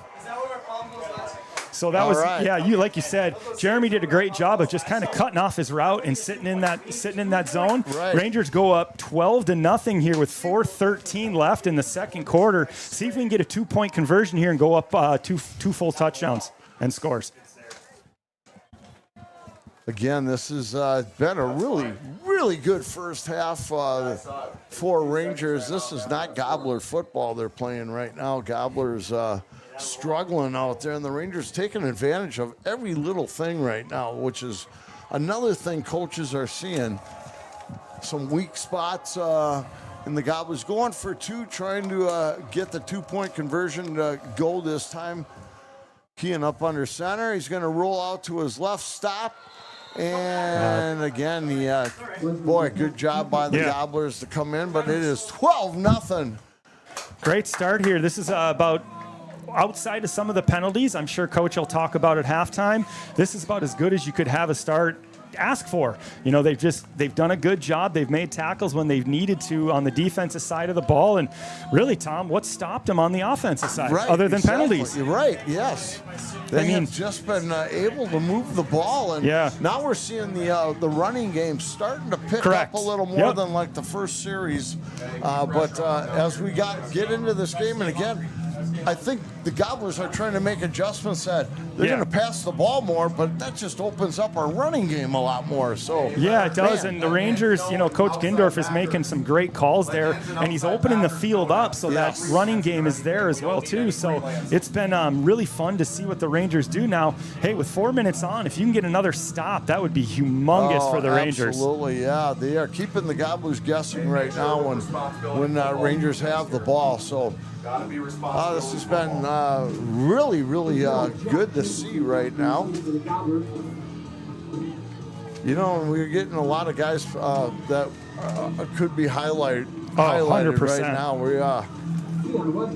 All of our weapons are getting into the play here. And again, that was all started with a Eldon McLean interception that set the Rangers up to move the ball into the end zone. So I mean, think about it, Tom. If you cut down on the penalties, Rangers technically could be up 3 scores. Exactly, right. So, I mean, but hey, when you got Parker Fulton in that backfield, that's a game changer. He could make this one score real quick. Good kick by Kean, picked Jacobson. up on about the 10-yard line, and he's going to come hit a bunch of Rangers here. Yeah, we had a penalty. I thought I saw some holding there. All right. That should nice come job back. by Braylon Cannell there making the tackle. Braylon might have got the wind knocked out of him a little bit, but now he's running off the field. And let's see what they call here. Yeah, that's going to go back. Looks like they're going to count that off. Should be a hold. Yeah, that's what I saw. He had the Gobbler defender had I can't see who it was, but had him definitely wrapped up. 10 yards back. This will put them back to about the 25-yard line. It'll be 1st and 10 at their own 25. For the Gobblers moving right to left and now trailing by 2 scores. 12-0 Rangers. 4:06 to go here in the first half. And Ranger defense now got to get to work. Bo Sanford out of the shotgun. Backs on each side of them. And they're going to go back to Fulton, who's going to go left. Nice again, tackle. Kind of what he was doing early on, going to his right, and then cutting back left. Jeremy Henson did a great job of kind of tracking him and just getting on top of him right away to keep that at only about a 5 or 6 yard carry. Yeah, just keep the clock ticking here. 3:40 to go. I'll call it 2nd and 4 for Aitkin. Sanford again out of the shotgun. And this time it's going to go the other way. I think Jacob. No, wow. He's got some running room. He's still on his he feet. broke it.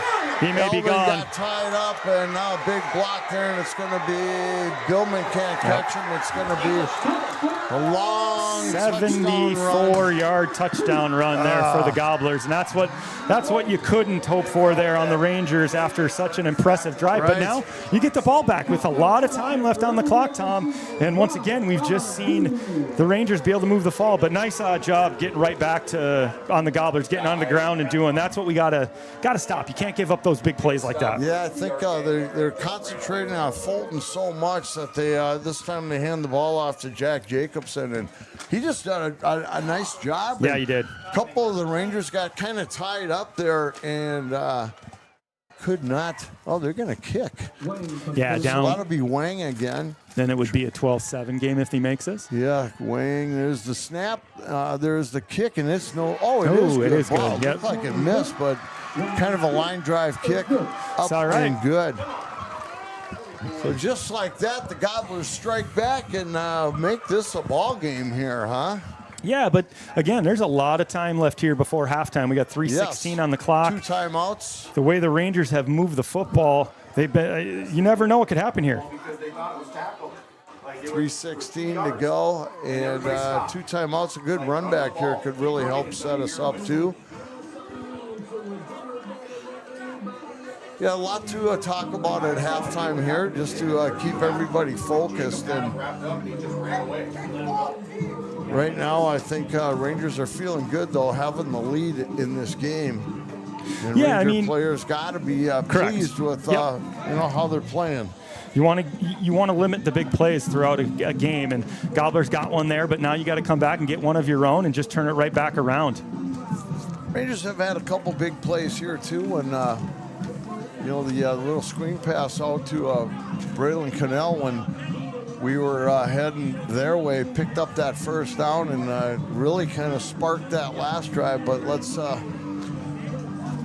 just stay focused, guys, and let's just keep doing what we're doing. Yeah, Rangers are in a good spot right now. You limit the penalties and see if you can, you got to just tackle better on that end too. Then you'll be in a good area. Jeremy Henson, the deep man, and see if they kick it to him. Good kick. I can't tell who is that. That Wyatt is Holmes. Wyatt Holmes with the catch, and got back to about just short of the 20. Yeah, really good kick though. Deep kick by Wang, and Wyatt had to get that inside the 5-yard line. Made a nice job. Didn't try to do too much with it and get all the yards that you can there. But Rangers take over here with 3:08 remaining here in the first half, leading 12-7. I think the idea now is to kick it away from Jeremy Henson and let one of the other guys on each side of him play that. Jeremy is a playmaker. Well, the nice thing is Rangers still have speed on both sides of them, so if they do that, they'll still be in a good position. All right, let's see how we play this. 3:08 to go here in the half. And let's just ball control here. Don't give it back to Aitkin. Let's not go 3 and out. Let's move the chains a little bit here. Move the football out of the shotgun. Wiesner is going to drop back. He's going to flare one out to Henson out on the left side. Jeremy's broke a couple tackles. Oh, my goodness. Yeah, he was down. Call him down, and my gosh, they really hit him. That should be a helmet to helmet. Yeah, and Jeremy's down on the field. Yeah, come on. Yeah, he got bell rung pretty bad there. That was a call they probably should have made, Tom. I have to agree there. Yeah. I don't know if it's his knee though either, because he did get folded back pretty good too. Wow, that was a definitely. Yeah, and Coach Shearstead's trying to talk to the official about that one. And rightly so. Absolutely. Absolutely. Man, you got to keep that kind of play out of high school football, you know. Yeah. And they've done a good job at the college level. And One call to protect. We just get one call to protect our kids. let's see, Jeremy's still on his back. Let's just run through these ads here real quick while we got an opportunity. Hold on, he is up and Okay, good. Hope he's all right. Oh yeah, getting some high fives from his teammates here. After about a 4-yard gain on the play, almost 5. And the little screen pass to Henson, and he'll come out for a play. And Yeah, I think it was more his knee even than his head. You can see him you're moving right. that because he got folded back pretty good, but that was definitely a high hit there. Yeah. So that could have definitely saw some laundry on the field. 2nd and 6 coming up for the Rangers.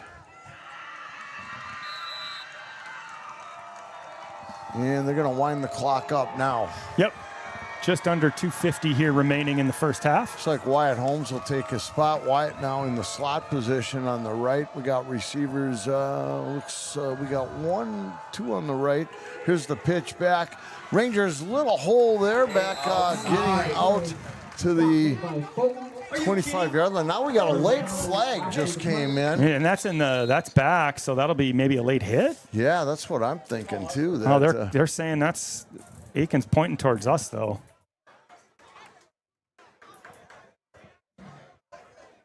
Just what we don't need is something late on the field. Unsportsmanlike conduct on the Rangers. This is going to cost us 15 yards. Yeah. I don't know. Against the Rangers. I didn't see where that came from. It's a dead ball foul, too. Yeah, so that's a loss. After the play. Unsportsmanlike conduct, and this is going to take the wind right out of the sails. This will be half the distance, I believe. Yeah, Back, they moved it all the way back to the 10, 12, looks like they're 12, 13 yard line. Yeah, we're going to have about a third and 15, 3rd and 16. Oh, my goodness. Not sure what happened there, but something I like. We'll try to find out what the unsportsman was like for, but I don't want to point the fingers at anybody at this time. All right. Wiesner's going to work out of the shotgun.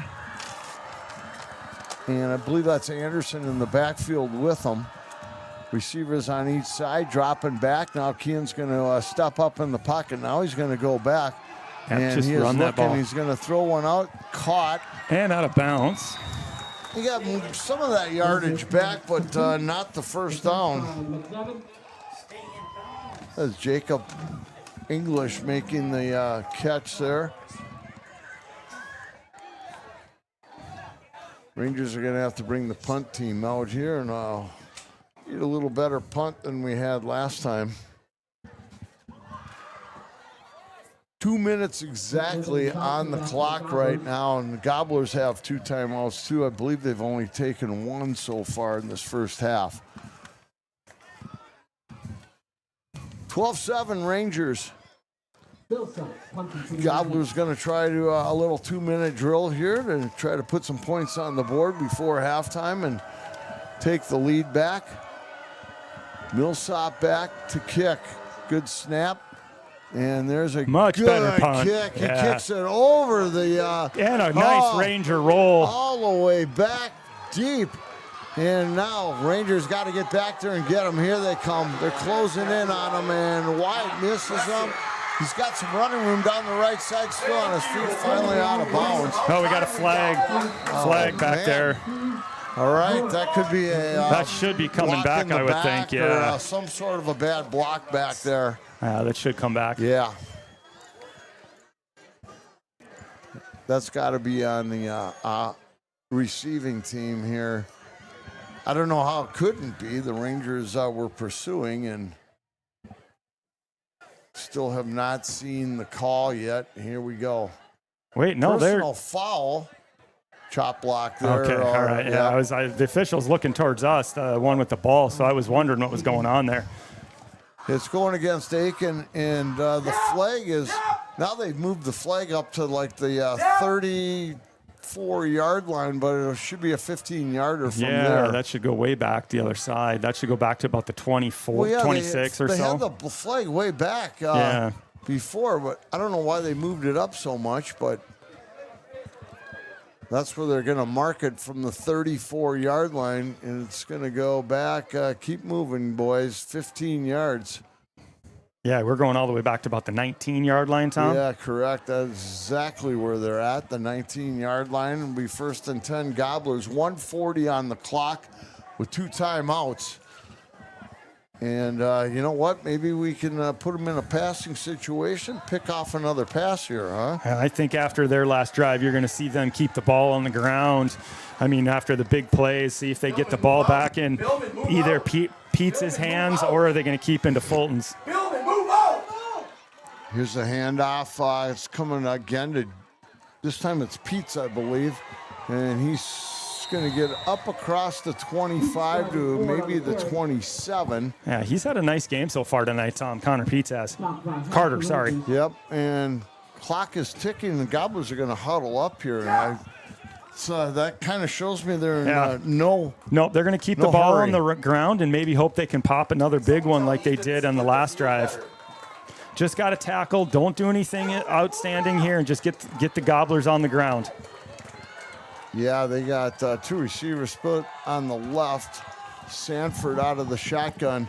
He's going to take it himself up the middle. He's going to get the first down, which stopped the clock while they moved the chains.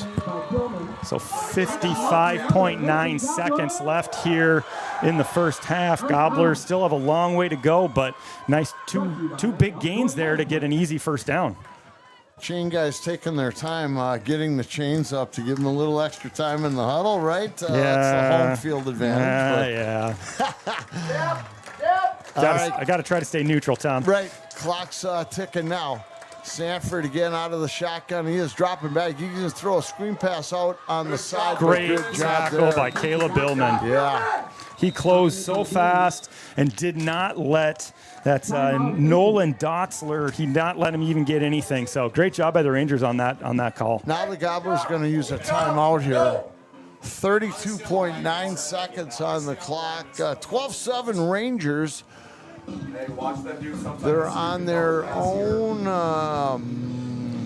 41. Yeah, well, 40 and a half. Yeah, about the 40, we'll call it. Right around, 40 and a half. Well, one thing it is, when you get the Gobblers and Rangers together, Tom, it's an entertaining football game. Absolutely, yes. Yeah, this has been a good, fun football game to this point. And, it's the one we play for a trophy. Correct. It's a trophy game, Yep. so it's very meaningful for both teams here to want that stump trophy. And especially the first game of the year. No kidding. I'll tell you what, it's been a good first half. It has. For if you're a Ranger fan, you gotta like what you're seeing here in the first half. One big play. That's all they've let happen so far. Just got to keep making good tackles here with just under 33 seconds left in the half here. Just don't give anything up over the top. Gobblers only have 1 timeout left here. Out of the shotgun, Sanford's going to drop back now, roll to his right. He's got some coming at him. There's the throw. That should be out of bounds. Incomplete. No. Yep. Should be out of bounds. Good call there. Yeah, 24.4 left here in the first half. Third down for the Gobblers. I don't know if the Gobblers really want to punt this ball either. No, and give the Rangers any kind of any chance to bring the ball, down with the speed that the Rangers can put in the back there. Yeah, you just don't. Biggest thing here is don't give anything up over the top. You just don't want to give up anything past the 50-yard line and give the Gobblers another play here. They only got to have maybe 1 timeout left, Tom? Yeah, they only have 1 timeout left. Deep here? They've got to get better alignment here. Out of the shotgun, Sanford again. 2 backs, 1 on each side. Receivers split out on the left. And it's just going to be a handoff to Jacobson. And gotta bring him down. They're going to get the first down. But about 15 we're down to seconds left. 15.7. They'll stop the clock long enough to move the chains. They're up to the 49-yard line. They had to get to the 48, and the Rangers kind of let them off the hook there and not Yeah. get a chance to get the ball back. A couple times if there. they just take a knee, if they try something big here. A couple times on that first initial hit, the Rangers haven't. Clock's running under not 10 seconds. We'll see what the Gobblers do. Well, they got to get the snap off, and it's going to be one last play. Here's the bomb down the field, and Rangers are going to intercept this ball, I believe. Just go to the ground. Yep. Clocks are at 0. Yep, they call it incomplete. There's Wyatt Holmes back there playing like center field, and I thought Wyatt had it for the interception, but it's all good. It was good play by the Rangers there. They didn't give anything up deep. They did a good job of managing and making sure that they didn't give anything up over the top, because that could have been, after such a good first half, you don't want to give up something cheap.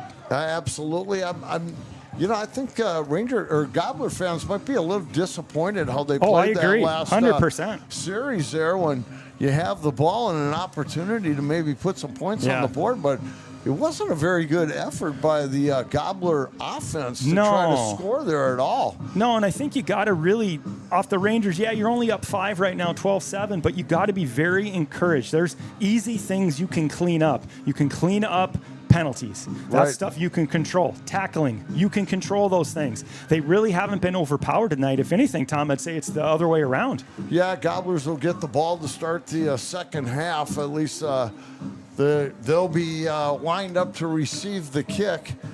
And, I've seen strange things happen, Tom, with onside kicks and stuff. Yeah. But you know what? Right now, the Rangers just got to keep doing what they're doing. Correct. Their defense is playing really, really well, probably above average than what my expectations were. I am too. Coming in here. Here comes Superintendent Ricky Well, we Ollie, have a and we're very gonna- special guest tonight. So I'm going to be joined currently by current Superintendent, Mr. Rick Ollie. The last time I spoke to you, you weren't current. Now you are. It feels great here with Friday Night Lights here. This is a great game. This is fun, isn't it? There's a lot of Ranger fans over there. Is there? Players are playing hard, coaches are coaching hard, and the fans are cheering hard. What did you kind of see in that first half, Rick? I thought I did quite well. Yeah, that's what Tom and I were just talking about. Little momentum stopper here, kind of the end of that second half or second quarter. But other than that, I thought they played really well. A couple flags that got them. Maybe there could have been a flag on the other way, but it all evens out in the end. Yeah, exactly. I think, and like Tom and I were just saying before you stepped in with us, those are things they can control. I think that's the thing that Coach Searsted's got to be excited about. You can make those changes. Oh, absolutely. And I know they're talking right now as we look out there. The coaches are huddling up, and there's no doubt they're making adjustments. And I think they have the momentum right now, and we're going to bring that stump back to CI. That's what we've talked about all week. Well, actually all year long since I saw the schedule come out. But let's just talk about your first experience here as not only a new superintendent ever, but at your hometown. Yeah, this has been awesome. It's been fun to reconnect with a lot of new or familiar faces, but also the new faces that I've gotten to meet and get to know and hear their stories and meet their kids, both young and old. And it's just been a lot of fun to just kind of immerse myself in not only the school community, but getting out and about like this and meeting people and being at the activities. This is what it's about right here. Yeah, I can't disagree with you there. I mean, just to see the crowd here tonight, it's Aitkin Crosby. It's always going to bring in a good crowd, but just to see the support. We could be playing a cribbage tournament right now. Aitkin and Crosby would be packed. It's never, you do a dual wrestling and it's packed and dual track and it always is. But so what are your first thoughts about, school hasn't started yet, but how are things going so far for you? It's going really well. I mean, we've had open house and our orientation days and the kids are getting back in the building. So there's this energy now of excitement, anticipation. Summer's over. Here we go. We're getting back at the parents are smiling. They're ready to get the kids back in the school. Get out of home. Kids are getting ready to get back going. But it's been good. I mean, overall, there's been we have some obstacles ahead of us and some challenges that we have to tackle here as a school district. But keeping our focus on the kids moving forward, I think we're going to all lock arms and make it happen. I do too, and that's kind of what you're hinting at is the upcoming referendum here in November. And if you don't mind just kind of chatting about that, so people that are listening right now live can kind of hear about what's going on, what the plan is, and what's moving forward. Yeah, absolutely. The school board authorized going out November 4th for a $1.5 million referendum. It's the third year in a row that the school's gone out, and they're looking at asking the community to support sustainability in our programs. So that includes our class sizes, that includes our operational costs, making sure that we can provide these extracurricular and co-curricular activities for our students. So the goal is to get the referendum sustainable, make sure that we have those operating dollars moving forward. Again, that vote's November 4th. If people go to rangernationstrongfoundation.org, rangernationstrongfoundation.org, all the information is there regarding the challenges ahead of us, the tax impact. There's a tax calculator on there, all kinds of information. We will also be putting out weekly tidbits on social media, in the mail. So any Crosby-Arrington community members that are listening here should be receiving information throughout the next couple months in terms of what to expect and making sure all the voices are heard at the voting. Yeah, and I know one thing I was shown today on that rangernationstrongfoundation.org, right? I'm going to make sure I say that correctly. Is there's a how to vote if you're not sure quite, or you're a recent graduate of Crosby-Arrington and you want I want to get out and vote. You can. There's a way to do it. Get your ballot sent to you or vote early. So there's all that information is on that website. It's a very important part of this. Absolutely, making sure every vote is heard. Whatever way you're voting, there's absentee information, how you can apply to get your absentee ballot. If you're a recent graduate and you're heading off to college, or maybe you've already gone to college and you want to have a ballot mailed to you, you can go on that website, or you can have your parents send it to you. Whatever means it is, make sure you get a chance to vote and have your voice heard. Again, rangernationstrongfoundation.org. Click on vote, and all that information is right there. Early voting actually starts September 19th. So very soon. We're just a few weeks away here from that. And the community really has a critical decision here in the next few weeks. And again, I can't stress it enough for people to be informed. Get out there, vote, make your voice heard, and make sure that the Ranger Nation knows what direction you want the school district to go. You're going to be seeing two paths that the school board has created. They've made, on Monday night, they made a proposal for the 2026-27 school year to make almost $1 million in reductions if the referendum doesn't pass, and that includes teaching staff and extracurricular activities. And we know one of the foundations of a successful school, what the heartbeat of a lot of school districts is our extracurricular activities, and they mean a lot to not only the kids playing now, but the generations that have come before them and have set the stage for all this. So those are on the reduction list, and we're hoping people are informed and they can have their voice heard on which direction they want the school district to go.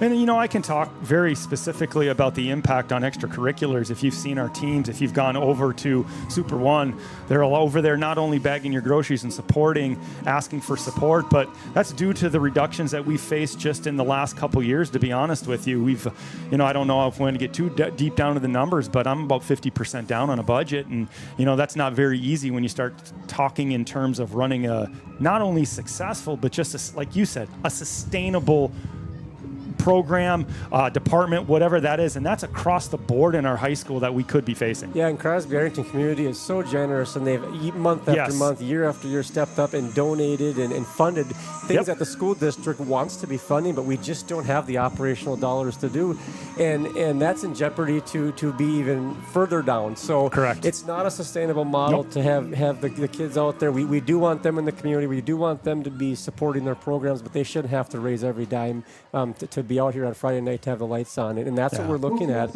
Honestly, for Crosby-Arrington, very true. And that list that they came up with is on our website. I'm going to be out and about in the community doing presentations and sharing facts and information. So we encourage anyone that has questions or just wants to know more, they can get a hold of me at 545-8817, or they can email rick.ollie@ci.k12.mn.us. I've heard from several community members already. It's been great to have conversations. Good. That's amazing. Just to share that information. And like I said, early voting starts soon. So start thinking about where your voting place is. If you need to vote absentee, all that stuff we got to start thinking about right now. We want everybody to get out there and have their voice heard. Yeah, exactly. And that's such a big impact that it could make in our community moving forward. And we're just excited about the opportunity, but also, what we're seeing tonight is the result of what could happen. And so I know there's a lot of people, Rangers Live itself. I mean, when Tom and myself go out and talk to businesses and they hear what's happening talking with Rangers Live and how we can every dollar we make goes back to the kids.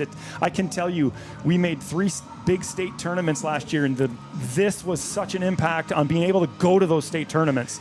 And that's such a big thing. We don't want to have to rely on this, even though this is a wonderful opportunity. Oh, for sure. This is another resource the community has to access and to be a part of these types of games. But also at the same time, this cannot be the funding stream for extracurriculars. And kind of what we're looking at with our financials moving forward, it's unfortunately putting you guys in a tough spot to do that. So. Yeah, overall though, it's been nice to be out here. It's been a good time watching the guys get after it here. I got a good feeling about the second half. I do too. I think the Rangers will come out and they'll make some changes. But so you were an athlete back in the day. Well, use that word lightly. Well, it depends on the sport you're talking about. Yeah, no, sure. But you were running around it a lot. I was running around it, or hitting pitches off of it. I enjoyed watching the football players practice as I ran workouts around the track field. So I'm going to throw it right back at you. You did it to me when I was on your podcast. Yeah. Talk about worst, and I know he's listening right now because I've been texting him.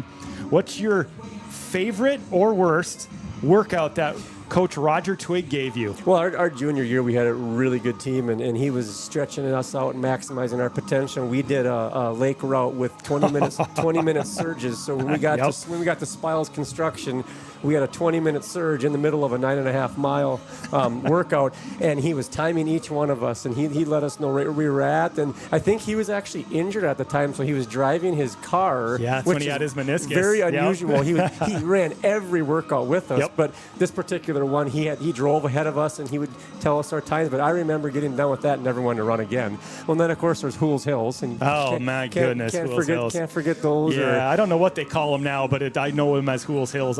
When I took the cross country team a couple years ago for that workout, so we're gonna go do Hools Hills. They're like, "What are you talking about?" And then we got over there.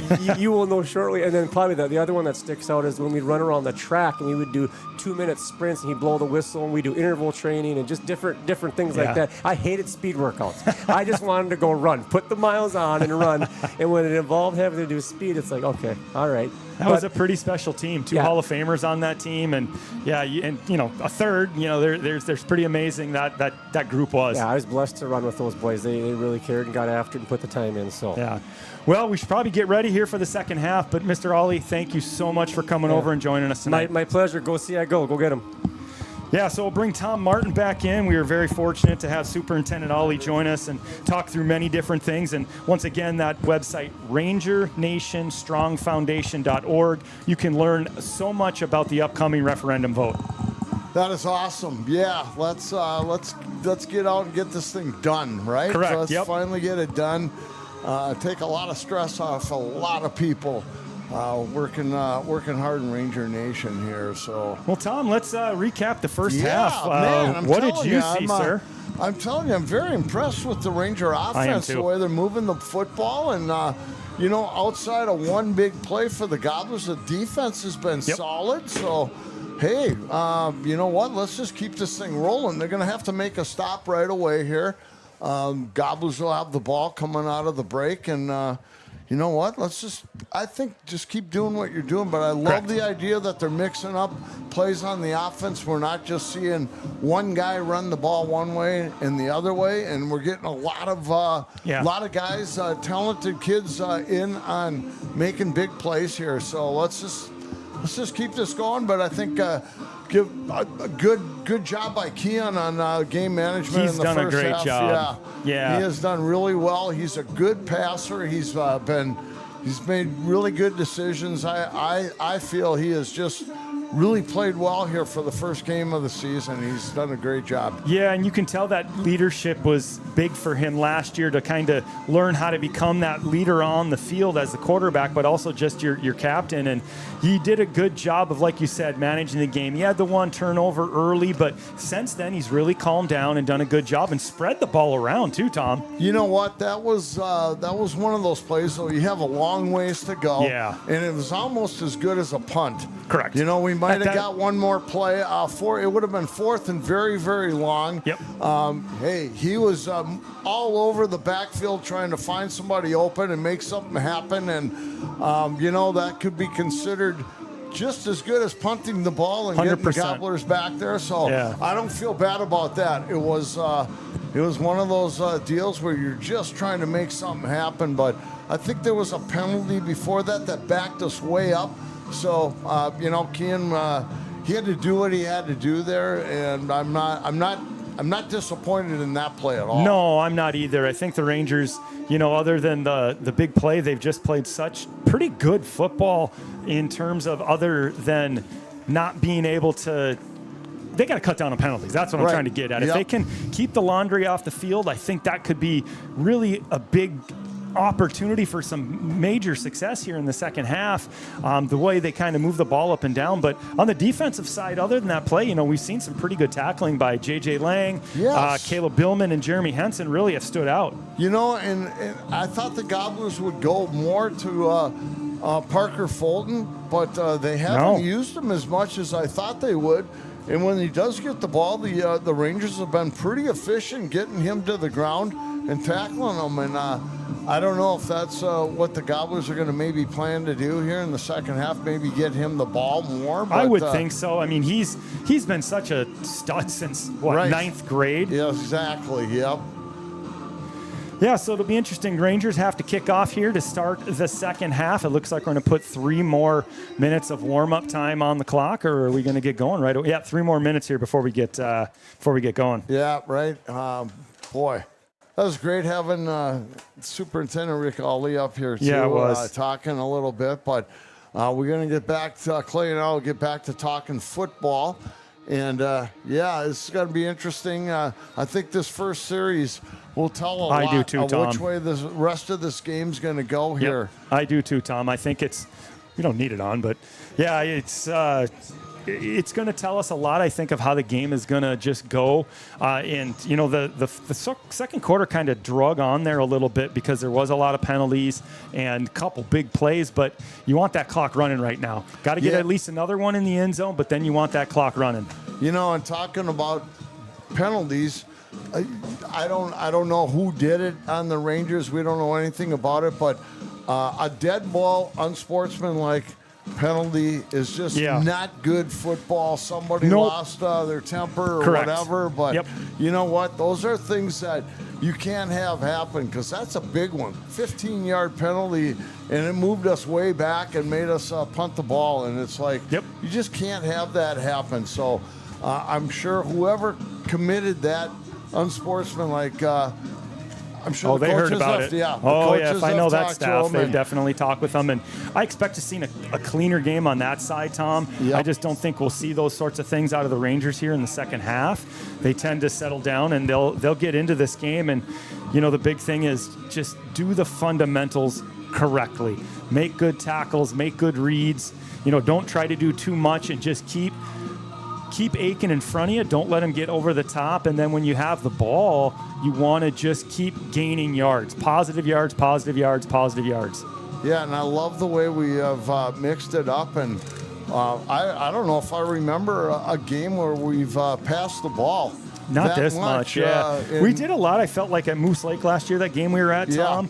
Yeah. That was kind of out of necessity, I think, over there. But, no, to start the season, we're usually, hey, let's pound the ball, get the game. But they're just throwing the ball and slinging it around and doing a wonderful job. And for the most part, there's really haven't been hardly, I don't know what the completion ratio is there, but Kean has completed a bunch of short passes. Yep. So they're not incomplete passes or anything. They're not just balls being thrown away. Yeah, and guys hanging onto the football when they do get the opportunity. And we've seen some outstanding hands so far. And I'm really blown away with the interception by Eldon because that ball was like tipped.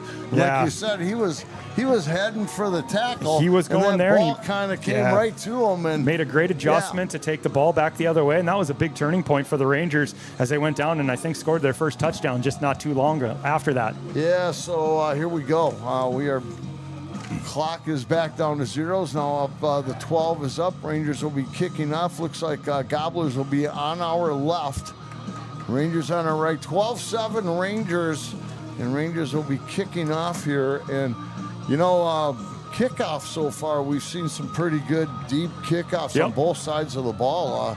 I do feel like the Gobblers have been able to get some better returns, though, than the Rangers. They've had better starting field possession. So this would kind of be, you want to flip that as much as you can. Pin them back as far as you can, because then that can neutralize that run game. Yeah, you are correct on that. Let's see who they got back deep there. Looks like number 6. Is that Evan Redpennig? I think that's who it is. Yeah, don't ask me about names, twin Tom. brother, number 8, Owen. It's Evan and Owen, and it looks like they're in the same grade. And I don't know how you say that, Reedon Penny or something like that. But here we go, Kean with the kick, and it's going to be a little shorter. It's going to take a hop. That's a ring. He has a little trouble handling it back at about the 15-yard line, and boom, it's down at the 30.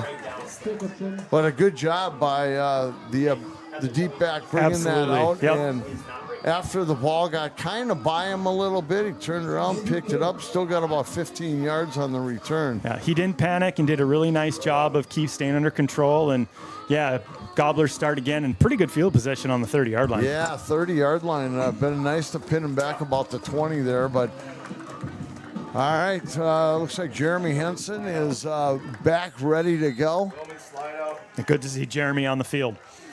Out of the shotgun, Bo Sanford got a back on each side. Here comes the little run blitz by the Rangers, and it's Fulton trying to find a little running room, but it does get 6 yards on the carry. Nice job by both Caleb Billman and Jeremy Henson to bring Fulton down. They let him come to them instead of them trying to close. That's kind of sometimes where you can miss those tackles. Man, they gave him 7 yards on that, so it's going to be a second and a long 3 here coming up. I kind of have a feeling you're going to see a lot of Fulton in the second half here, Tom. That's what I think, too. We didn't see as much as I thought we would in the first half, but they come right out of the chute here. Same formation.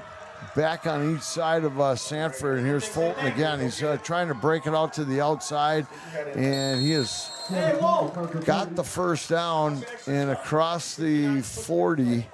A little bit extracurricular activity there. Up to the 44-yard line, 1st and 10, and that's 2 carries for Parker Fulton and 14 yards on those 2 carries. Yeah, I think you're just going to see a steady diet of Fulton here, and then they'll try to, once they see an opening, they're going to try to go over the top, I have a feeling, Tom.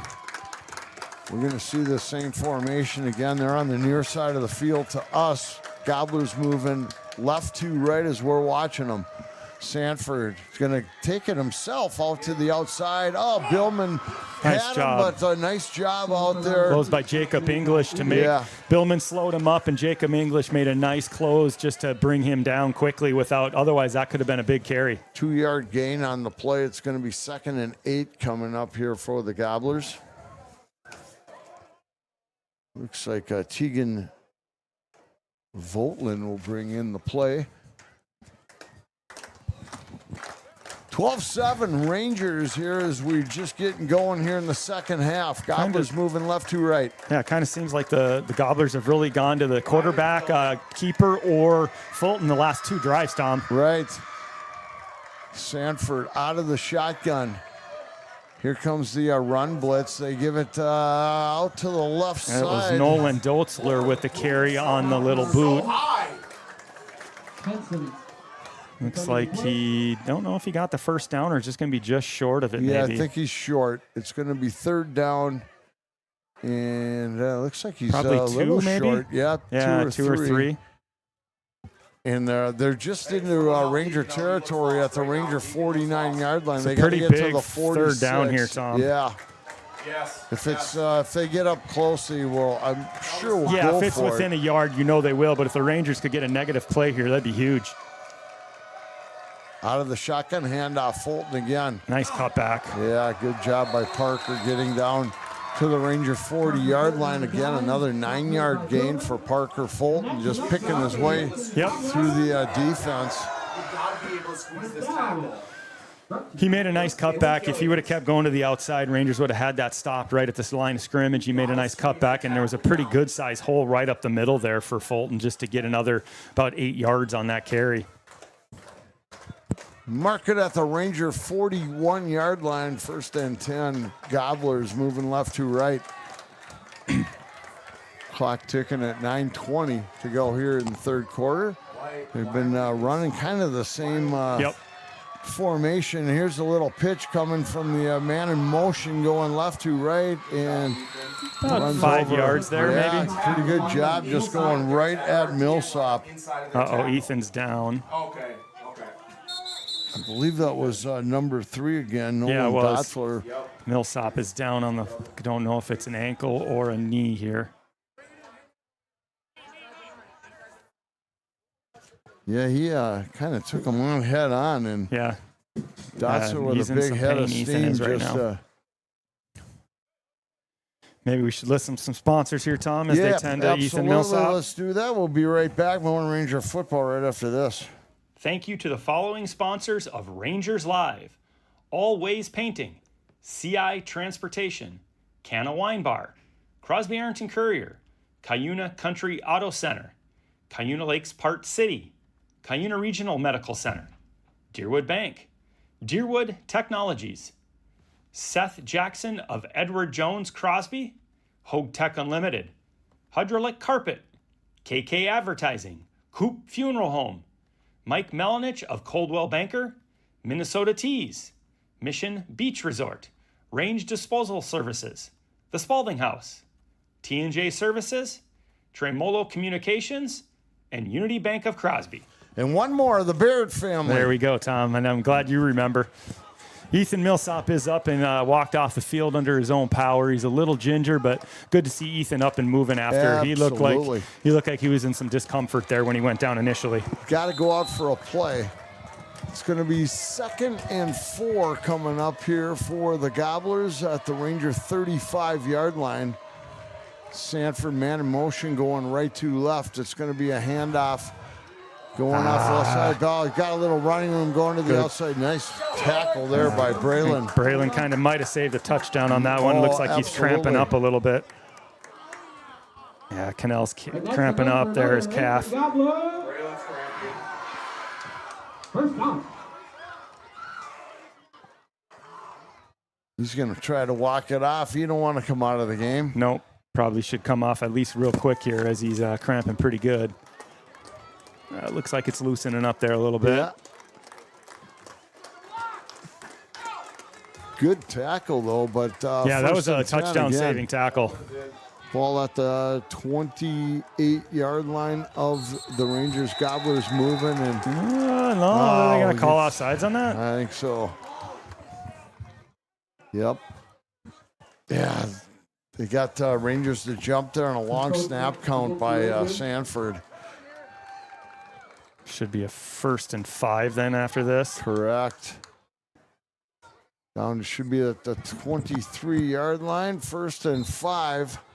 And Gobblers are pretty efficient right now. Yeah, they are. Just running the football, not throwing the ball. Nope, haven't even tried. You know, the quarterback did the one keeper, but that was a designed play. He was definitely running on that. I don't think we're going to see them put it in the air really at all, Tom, the rest of the game. Sanford out of the shotgun again with the 2 backs, and this is nice close by job. Wow. Ethan Anderson really made a nice tackle.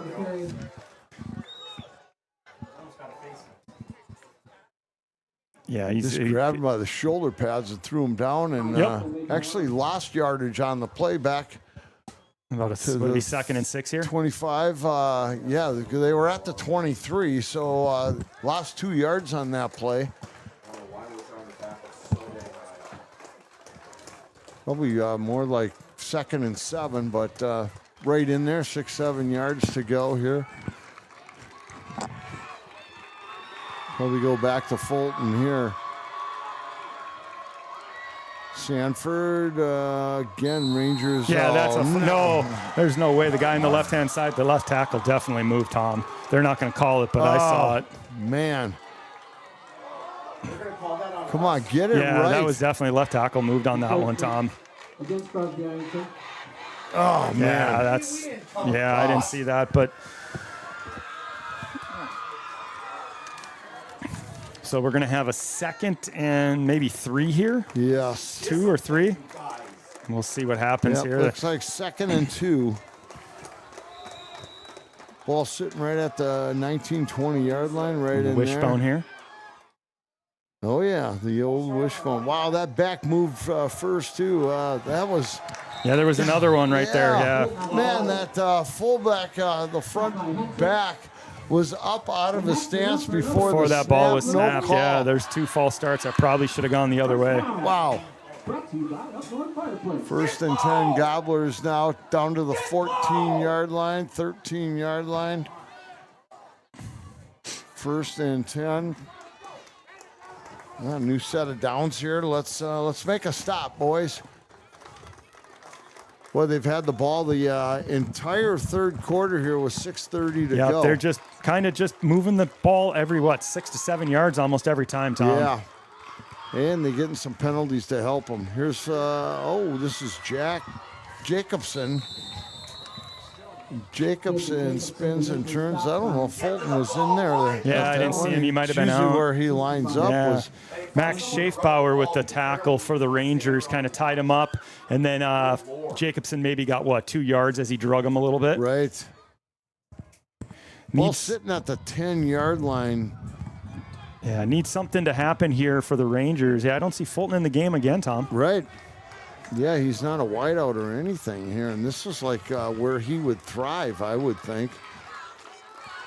Here's Sanford looking. He's going to throw one out to the left side. It's caught out there. Can't over pursue that, yeah. Wow. Still going to be wide open, though, but, man, the Rangers definitely were looking for the run, and the Gobblers threw a little wide receiver screen pass out there. Maybe a little bit of an over pursuit there. Otherwise, he could have maybe gotten, maybe not quite all the way down to the 5 there, but now we got a 3rd and 1. That was Braden Wagner making the catch. Just got some confirmation, Tom, that Fulton's dealing with some cramping as well. Okay. Seen that out of a couple players tonight. It's first game of the year. You kind of expect those things. Yeah, the warm weather, too, has a lot to do with it. Beautiful right now, though. 3rd and 1. Here's the handoff. Good tackle by Jeremy. Again, and it's going to be close, though. It's going to be really close. Interesting to see the spot. I think he might be a little short, but we'll see where they end up spotting the football. Wow. It's going to be a 4th and short if he didn't make it. I think they're going to bring the chains in maybe. Well, we got another Ranger down. Can't see who it is from here. Jeremy's down again. Henson is down. Looks like he might be cramping as well, too. Yeah. It's that first game of the year. That's what you get when these guys, and all these guys are playing both sides of the football, so you're going to get that. Yeah, and you just got to drink a lot of fluids, man. You just got to try to keep fluids in you much as possible. So they did not get the first down. It's going to be 4th and 1. The ball's sitting right around the 5-yard line here. So this Ranger is a big play right here. If you can stuff them and get the ball back going the other way, it'd be an interesting call to see what the Gobblers do here.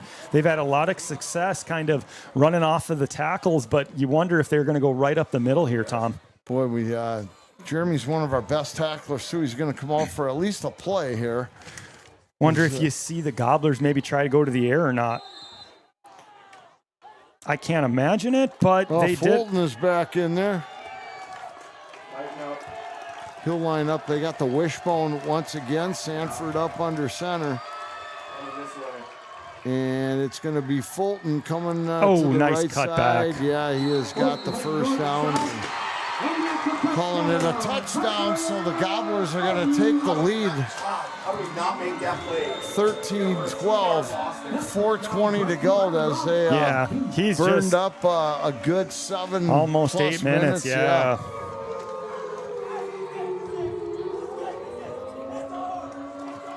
Yeah, 7-minute 40-second drive there for Aitkin to take the lead back. Gobblers just had the Rangers on their heels basically right away. Yeah, a couple of calls that could have easily went the other way. Here's the snap. The kick is up, and it is good. Wang kicking it through, and it is now 14-12. And again, that's the difference in making not making those 2-point conversions. We could be up 16-14 right now, and that's one thing. Boy, I bet the last 10 years, the Rangers have had trouble getting that 2-point conversion across the line. It's just sometimes you try to get too cute in those situations instead of just doing what you know will get you the 2 or 3 yards that you got to get. But this is going to be a massive drive for both teams because Rangers need to answer back right away. And, of course, the Gobblers looking to keep the momentum on their side. Absolutely. I was going to say the same thing. Momentum has definitely turned around here to start the third quarter and the second half. Gobblers taking the ball from their own 30-yard line all the way in, 70-yard drive here. Correct. To put some points on the board. Other than the one little pass down there within the 10-yard line, they kept that on the ground, kind of what we talked about. We just thought they were going to pound the ball on the ground. A lot to Fulton on that drive. You had a little bit of mixing in a Jacobson, and the Rangers did, I thought, an okay job of tackling, but in some certain key spots, they didn't do a great job. Well, they're just letting them get too deep into the like the linebackers in the secondary. We need to get more tackles towards the line of scrimmage. Correct. We're making good tackles, but not till they pick up 5 to 7 yards on the carry. And they're kind of breaking that initial first. Here's the kickoff. It's kind of a swib kick, and it's going to go out of bounds, so the Rangers are going to get some decent field position here. Definitely had a 35 or 40-yard line. I'm not sure where they put this, but it's going to be one of the two. Looks like they're going to the 35 is where it's going to. Rangers will take over first and 10. Best field position of the night for the Rangers for their starting first possession or opening play of the possession. I agree.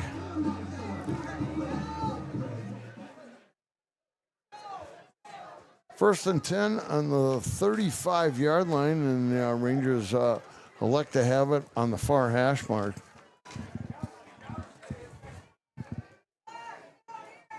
Golden Gopher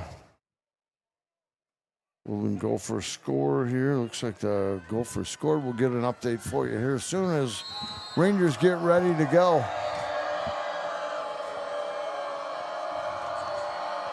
Keying up under center. Single back in the backfield. Gobblers making some noise. Good handoff to JJ. JJ should have the first down. 10 yards there. Good start for the Rangers there. JJ made a nice job, made a little 2 cutbacks, and then drug a defender right up to basically the sticks, and it's going to be second and probably a half yard or maybe even a quarter yard. At halftime, I'm placing a bet on the Vikings to win the Super Bowl. Tom, we can't talk about that on this. I got football going. Can't talk about stuff. It's at a legal sports book in Wisconsin, man. So, all right, second and half a yard. Here we go. Yeah, football is it's football season right now, and this is a nice run by JJ on first down. Here's the pitch. It's going to go to Billman around the right side. Oh, that should be a horse collar. And he is going to be tackled for a loss. That was a high tackle. He was the opposite side backer. Shoot. So we got a third and 3 here, or 2? 2. It looks like he lost about a yard and a half there. Still very manageable third down here. Oh, gosh, yes. Rangers start with kind of running the ball here the first couple possessions here. Right. First couple plays of the possession, This will be an interesting call right here. Yeah, it is, especially third and 2. Yeah, they've been so efficient on short passes tonight. Someone's got to be on here. Out of the shotgun. Wiesner back, got a single back on the right side of him. 3 receivers kind of on the left, 1 on the right. Dropping back, looking, throws, yeah, caught. First down, nice catch. Nice job keeping the feet in bounds and falling out. That was I believe that was Eldon, but he went down hard. Really good throw. No, that wasn't Eldon. Can't see who it is. Waiting for him to get up. And that sideline's pretty tight over there, and it looks like he went down pretty hard. It's right in the Ranger bench area. First and 10 Rangers. Yeah, I'm not sure who made the catch. It was Jeremy who made the catch. Yeah, Jeremy made the catch. He's had some cramping issues, I think, a little bit, so hopefully he'll be back up soon. But so we got first and 10 for the Rangers, basically right at midfield here, Tom. Yeah, their own 49-yard line, but Again, another good play by the Rangers there to pick up first down yardage. Receivers split wide on each side, 2 on the left, 1 on the right. Single back, and this is JJ again looking nice for. Oh, move, what a cut JJ. by JJ Lang. There it is. Picking He made up a nice, about basically 4 yards. Yeah, basically almost just stopped in his tracks and went back the other way. So, good first down play there, Tom. Yeah, JJ's had a couple nice runs on this drive already here. Yeah, He's Jeremy's second down, about a 4-yard gain. We'll call it 2nd and 6 coming up here for the Rangers. Jeremy's still down on the other side of the field there. He's probably, I think his hamstring looked like it was cramping a little bit. Yeah, I'd like to see him back on the field here. He's a big play threat for the Rangers. Yes, both sides of the ball. This time we're going to see JJ come out on the left side in the slot. Receiver split on each side. Looks like we're going to have a timeout called by the Rangers. Too much time in the huddle. Timeout Rangers. All right, with that, let's we'll run through I'll tell you what.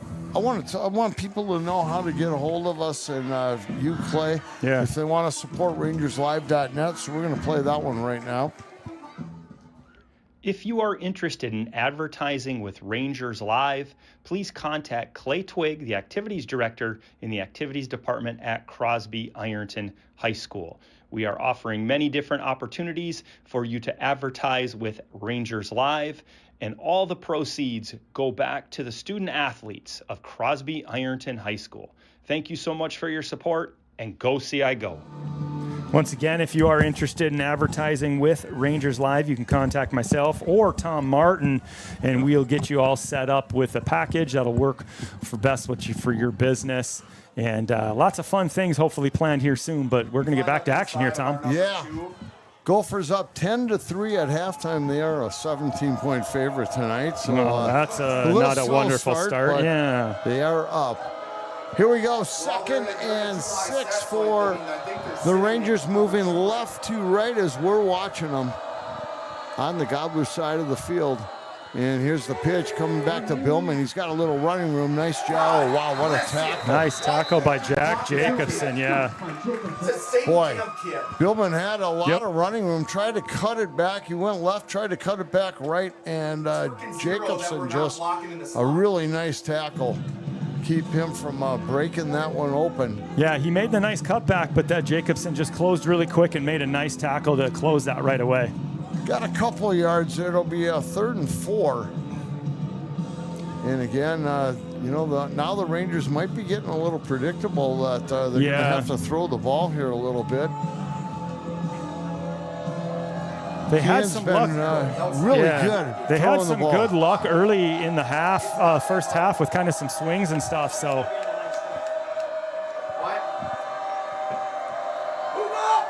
up under center is Wiesner. He's going to hand off, and there's going to be a flag. Yeah, I'm not Legal sure if formation, Braylon was I think, up. Braylon wasn't up on the line, I don't think, and I think that's you got to check with the ref. Yeah, looks like we're going to have a legal formation there on the Rangers. Yeah. If you're a wide receiver, you need to check with the ref. Yeah, make sure you're in a good spot. In the right spot, and it's going to be a 5-yard penalty. And the Rangers had the first down there, too, and they have to bring this one back. Penalties again. Yeah, it's just killing them the whole game at this point, Tom. It's really just, it's been unfortunate because that would have been a first down. Was it JJ that carried the ball on that one? Had about 8 yards, to be honest, and would have been inside the 40-yard line of the Gobblers. But here we go, long third down and 9, running out the clock here at the end of the third quarter. Big third down here for CI, and they're going to get this play off or what? Here's the snap. Before. Keon's going to roll to a right. He's got room. He's got some running room out there. Go. You got, oh, boy. He tried to cut back, and the Gobblers just crunched on him. Yeah, that was a nice pursuit there by the Gobblers to not let Kean get much more than that. And they did a good job covering our receivers as well downfield. Absolutely. It's going to be 4th down and probably 5 or 6. Yeah, maybe more 6. Just in Gobbler territory at like the 47-yard line, but we're going to switch ends of the field here, and we got 12 more minutes of football to decide which way the stump's going here. That was a pretty quick quarter there, Tom. 14-12, yeah, that's a lot of running game for the Gobblers, and they burned up almost 8 minutes on that drive, and yeah, that's the difference here. Right now it's 14-12, and both teams have scored touchdowns. The difference is the Gobblers have kicked 2 extra points. The Rangers have missed 2 two-point conversions. So, and between that and the penalties, I think that's really what's flipped the game from the momentum in the first half there, Tom, is just that the Rangers are kind of shooting themselves in the foot at this point. Absolutely, yeah. You can't make mistakes, and that's what penalties are mistakes on the field. Wow, this will be really interesting to see if they go for it or try to put the Gobblers deep in their own territory here. Yeah, I don't know what you do here. You got a full quarter left, and the way that they moved the ball really well against you that last drive, but in the first half they did not. Right. So you still want to be confident in your defense, but it'll be interesting to see what they do here. Looks like they have the punt formation out there. Give the ball back to Aitkin. It's one score could really. Yeah, especially if they get the extra point or 2-point. Yeah, they are going to punt the ball here. Ethan Millsap back to punt. Here's the snap. There's the kick. It's a good kick. And they're going to let it bounce, and it's going to be picked up about the 7-yard line. Ran out of bounds close to the 15, I believe, is where they're going to mark this. So the Rangers are betting on their defense. Correct. And hey, and the way they played in the first half, you got to think that's a good way to go. I agree. They made some great tackles, and they did some good. Correct. Yeah. So you feel good about where we're at. And the only problem is the Gobblers have the lead now, and they can easily just run the football now and they burn knocked up clock. Yeah, they knocked almost 8 minutes off on that first drive. They get 2-3 first downs here running the football, and it's going to really put the pressure on the Rangers. Time's going to be at it. I feel like the first 3 to 5 plays of this possession, Tom, could really give us, or could make the game one way or the other. 1st and 10 at their own 15-yard line. Gobblers up 14-12, moving right to left. Man in motion, going left to right. Here's the handoff. Fulton goes off that left, right side, and that is where he goes all the time. He goes right just off that right tackle and cuts it upfield. Yep. About 5 yards probably on that carry for Parker Fulton. Yeah, it looks like more than that. They're marking it. Maybe 6. Yeah. Almost 7, it looks like. It's going to be 2nd and 3 according to the sticks on the far side of the field. Scoreboard says 2nd and 4, but... it looks closer to... Yeah, you're right, about 3 yards. Yeah. Long 3, short 4. Hey, so we got 2 receivers high. What are we doing here? Sanford out of the shotgun. Same kind of deal. 2 backs next to him. And this is the other back getting the handoff. It's going to be a first down easily. And now they are starting to control the line of scrimmage here. And that was my concern about giving them the ball back. Another body down there for some cramping. Looks like that might be JJ. First down. Definitely something we've seen a lot of here out of the Rangers is some cramping. I think it's been on both sides. We just haven't seen it over here as much. Yeah, right. I just don't know if these kids are getting enough fluids in them here. Well, it's just I think this is the most you've played, because you can't prepare for a game, obviously. So we're just at a point where I think you're not ready for these things, so you're going to get a lot of cramping. We're still in August, and the weather is warm, Yeah. So warm weather brings out a lot of cramping. I think you're right. I think that is JJ. So. Yeah, are we rolling everything right now? But it's going to be 1st and 10, and just a couple plays. The Gobblers are out to their own 34-yard line. So 19 yards and 2 carries. Yeah, they're really starting to control the ground game and control the movement and blocking really well. So we'll see kind of if the Rangers can, I said that first 3 to 5 plays of the possession, and we're going on play 3 here in a short amount of time here. But should we run through our ads here, Tom? Yeah, absolutely. Let's do that right now. Here we go. Thank you to the following sponsors of Rangers Live: All Ways Painting, CI Transportation, Canna Wine Bar, Crosby Ironton Courier, Cuyuna Country Auto Center, Cuyuna Lakes Part City, Cuyuna Regional Medical Center, Deerwood Bank, Deerwood Technologies, Seth Jackson of Edward Jones Crosby, Hogue Tech Unlimited, Hydraulic Carpet, KK Advertising, Coop Funeral Home, Mike Melanich of Coldwell Banker, Minnesota Teas, Mission Beach Resort, Range Disposal Services, The Spalding House, T&J Services, Tremolo Community. We'll be right back. We'll get back to those. We are back to action. Oh, movement on the line. No call there. And here's the snap. Here's a pitch to Fulton going around the right side. Wow, he's got nothing but a head of steam. Another first down. And Gus Vignieri that chased him down from behind without giving up much more than that. But now you're at midfield here for the Gobblers. Yeah, they are just moving at will right now, running the ball, and the Rangers can't stop them. So this is tough.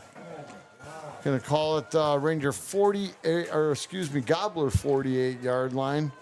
1st and 10. Gobblers moving right to left, and that 2-point lead is so huge that it is. If we were tied, it'd be different, or if Correct. the Rangers had the 2-point lead, but or even a 1-point lead, because then yeah. Sanford again just running out of the shotgun with the 2. Oh boy, the Rangers jump again. Another mistake on the Rangers side. Yep, Gonna give them another first 5 yards and make this 1st and 5. Yep. No, just too many penalties on the Rangers, unfortunately. So we'll have a 1st down and 5. Now the Gobblers are in Ranger territory around the 48.5-yard line. Oh, 47.5-yard line, sorry. Yeah, time is really going to become a factor here pretty soon as the clock's ticking at 10 minutes to go in regulation. But it's going to be a huge factor here if we can't make a stop, especially. If they go in to score, then we're down by 2 scores with virtually no time left. Yeah, and that's if they get the extra point. It would be that way. Stop them here. Here's Sanford handoff. Jacobson again. That ball was on the ground. I think he recovered, though. Yeah, they are saying he's down and has the ball. Looks like 59 for Aitkin might have recovered that, actually. Yeah, that is Quentin Christie, I think, came up with the loose ball. 2nd and 2 to go for Aitkin. Sitting at the Ranger 44-yard line now. The Rangers need to stop big time right now to get this ball back. Got to make a stop here. That turnover would have been huge. Yeah, that would have been. That's kind of what the Rangers you feel like they need right now. Yes, Sanford again going to take it himself. Got a little running room. He's got the 1st down and more as he is inside the 40 to the Ranger 38-yard line. 1st down. Just need something, whether it's a turnover or you get a loss for, a tackle for loss, just to kind of get the momentum, trying to shift it back to you if you can here a little bit. He's sitting back. He's sitting back. And the outside so let's see what happens here with the Rangers. Yeah. To dive in. All right, no mistakes here, no penalties. Let's just play some clean defense here. Make a stop, guys. Yeah, he's coming. Yep. Sanford out of the shotgun. 2 split to the left. The 2 backs just keep staying in the game behind him. Here's handoff. This is that's Fulton again. No, it's Pete. Is that Pete that time? Got to be close to a 1st down. 9 yards. Down to the Ranger 30. They are just running rampant through our Ranger defense right now. 8 minutes to go and ticking. They're running right in A gap right now. Yeah, so where this is a big, I don't know what you need to do here, Tom, other than just tackle. That's the big thing, exactly. tackle and kind of try to control that line of scrimmage if you can. Well, they're just getting to the back levels of our defense here. They're getting past the line, and their line is dominating up front right now. Here's the handoff to the man in motion. Rangers had him. Might have gotten the first down on that. Yeah, it's going to be really close. That's Nolan Dotzler again. Yeah, Dotzler he's coming limping out. off too. Yeah. Yep, they're going to move the chains. They've kind of run about 3 or 4 of the same plays every time, Tom. They're doing that little toss to the receiver in motion, or basically Fulton and Jacobson. Well, I know Pete's too. You throw him in there right up the middle. Sanford has only run the ball once this possession, but you wonder if you're going to see him do something here again. It's Jacobson and Fulton in the backfield right now. Sanford out of the shotgun. It's going to be Fulton.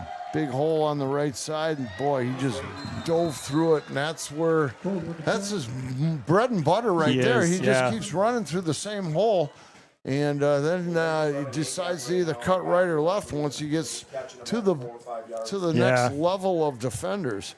That's the problem, is they're getting to the next level over and over and over, and that's 5-6 yards a carry every time, and that was about 6 there. He's really good at hitting that hole so fast when he sees it open. He's really good at that, his vision. 2nd and 4. Here's a pass out on the right side, and this one's caught. And, boy. Out the 9-yard line, maybe.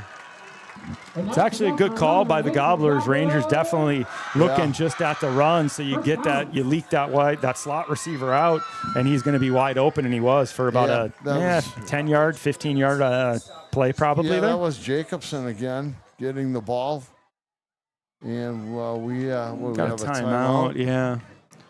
Well, I'll tell you what. Oh, no, we got another Ranger down on the opposite side of the field. 1st and 10, and it says the 21-yard line, but they're they're about the 8 or 9. Yeah, they're within it. We're 1st and goal here at this point.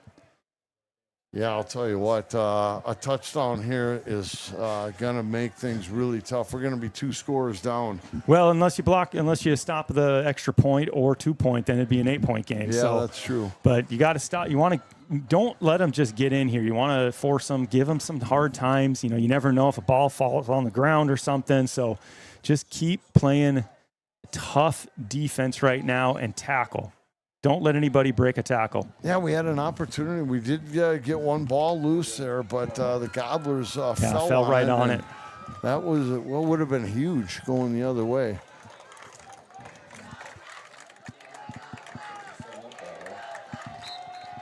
All right, 1st and goal at the 4-yard line. Holy smokes. Oh, they're down there farther than I thought. Oh, yeah. They don't look on the 4. It looks farther out than that. Yeah, I can't quite tell from here, but here's the handoff coming around the left side, and looks like he's really close. Down to, looks like the 1-yard line.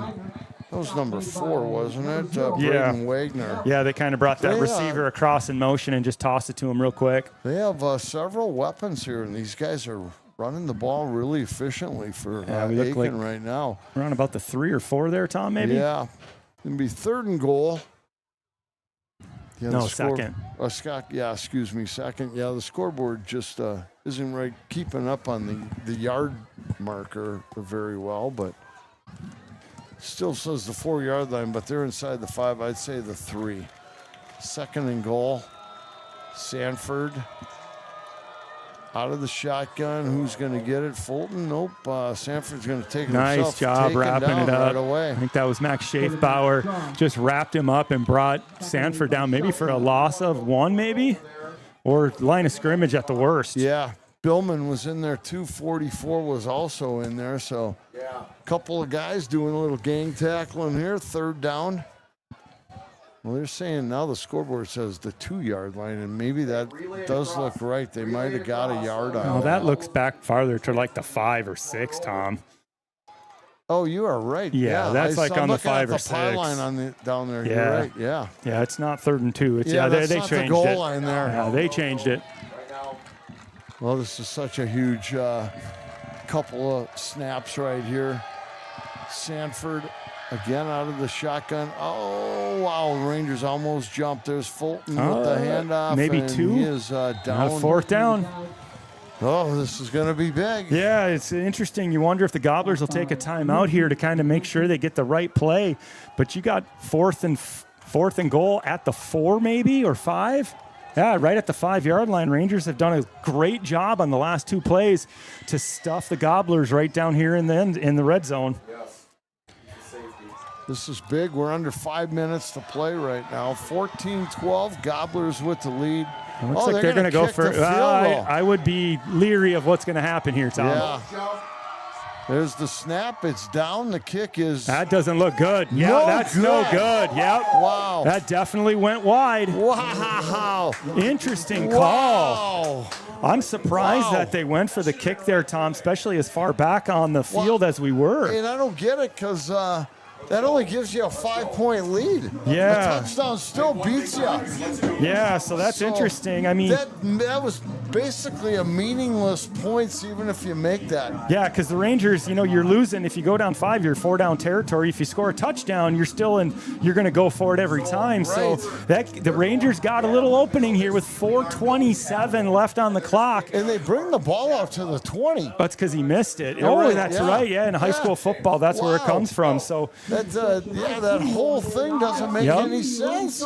Big thing the Rangers got to do now. They got a little lifeline here. So what you have to do is you have to do the things you did in the first half in moving the ball around. You were throwing the ball so well in that first half. Let's see if they kind of go back to that or what happens here in the first few plays. 1st and 10, Rangers moving left to right. 4:27 to go, down by 2.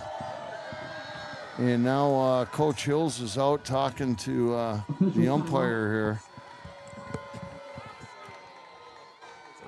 And they're basically saying, get back on the sideline. Yeah, you didn't think you could just walk on the field like that. Right. Yeah. All right, here we go. Wiesner up under center. I formation behind him. Here's the pitch back to the back man. Good cut upfield. And probably 4 yards, maybe 3, 4. Right. Well, the Rangers have all 3 timeouts. I believe, right? We haven't taken a timeout. I don't think we've taken a timeout. Maybe 1 early, 1. So the Rangers should have 2 left. Okay. Lots of time on the clock, though. Yeah. But they're not really up in any kind of hurry-up offense or anything. And you're not at that point yet. Yeah, but I'd like to see them move a little bit faster here, not take quite so much time. No, clock is definitely not in their favor. You still got to watch it, but we're at 3:45 remaining here in the ball game. Yeah, taking a lot of time between plays here, and you don't want to take a whole half a minute even, You're only going to get so many plays. Wiesner drops straight back, looking, throws, got a man out there. It's Billman, breaks 1 tackle, breaks another. Going to be close to the first down there. He's going to be very close.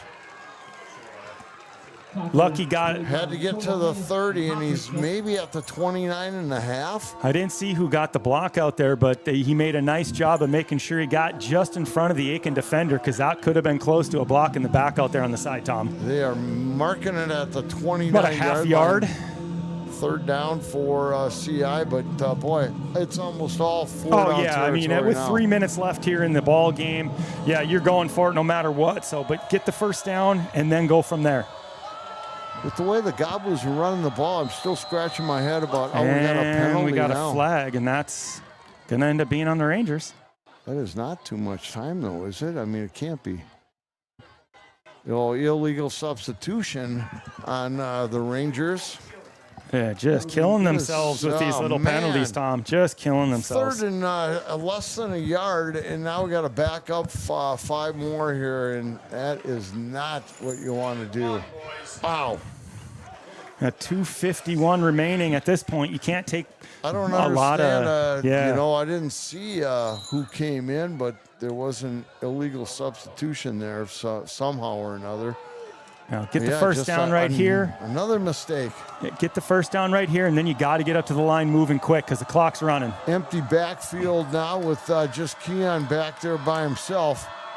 Receiver split on each side, 2 on each side. He drops back. He's going to fire one. Caught by Henson. Ooh, I thought he got the side. Broke the tackle, but he does get the first down. And out of bounds, so that'll stop the clock here. Boy, another good throw, though, by Kean. Yeah, it was. He is rifling those passes. Yep. He surveyed the field, and then he knew where Jeremy was going to be right there, right past the sticks. Made a perfect throw for the first down. I thought he was a little farther up the field than that, but... Fresh set of downs, though. Let's go. What is that, the 30? 33, yeah, okay. Roughly. Up under center.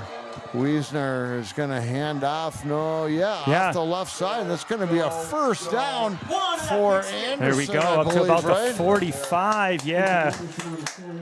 Yeah, that is Ethan Anderson, the ball carrier. And Ethan gets about 11 yards. I like that play call, actually. The Gobblers were definitely sitting in where they're throwing the football, and there was a lot of room to run for Ethan.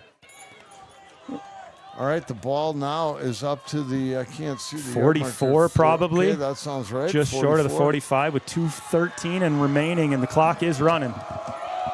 1st and 10, Rangers. Now we got to get in a hurry-up offense here. We can't be messing around anymore. Out of the shotgun. Here comes the blitz.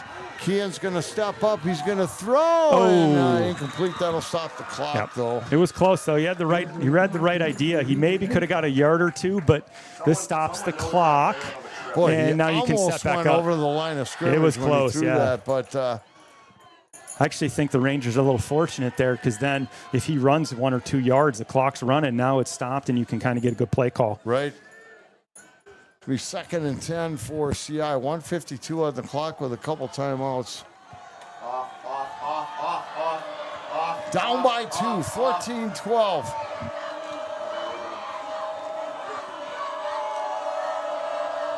Anderson in the backfield with Wiesner. Dropping straight back. Kean's looking. He's going to throw one long. He's got a man.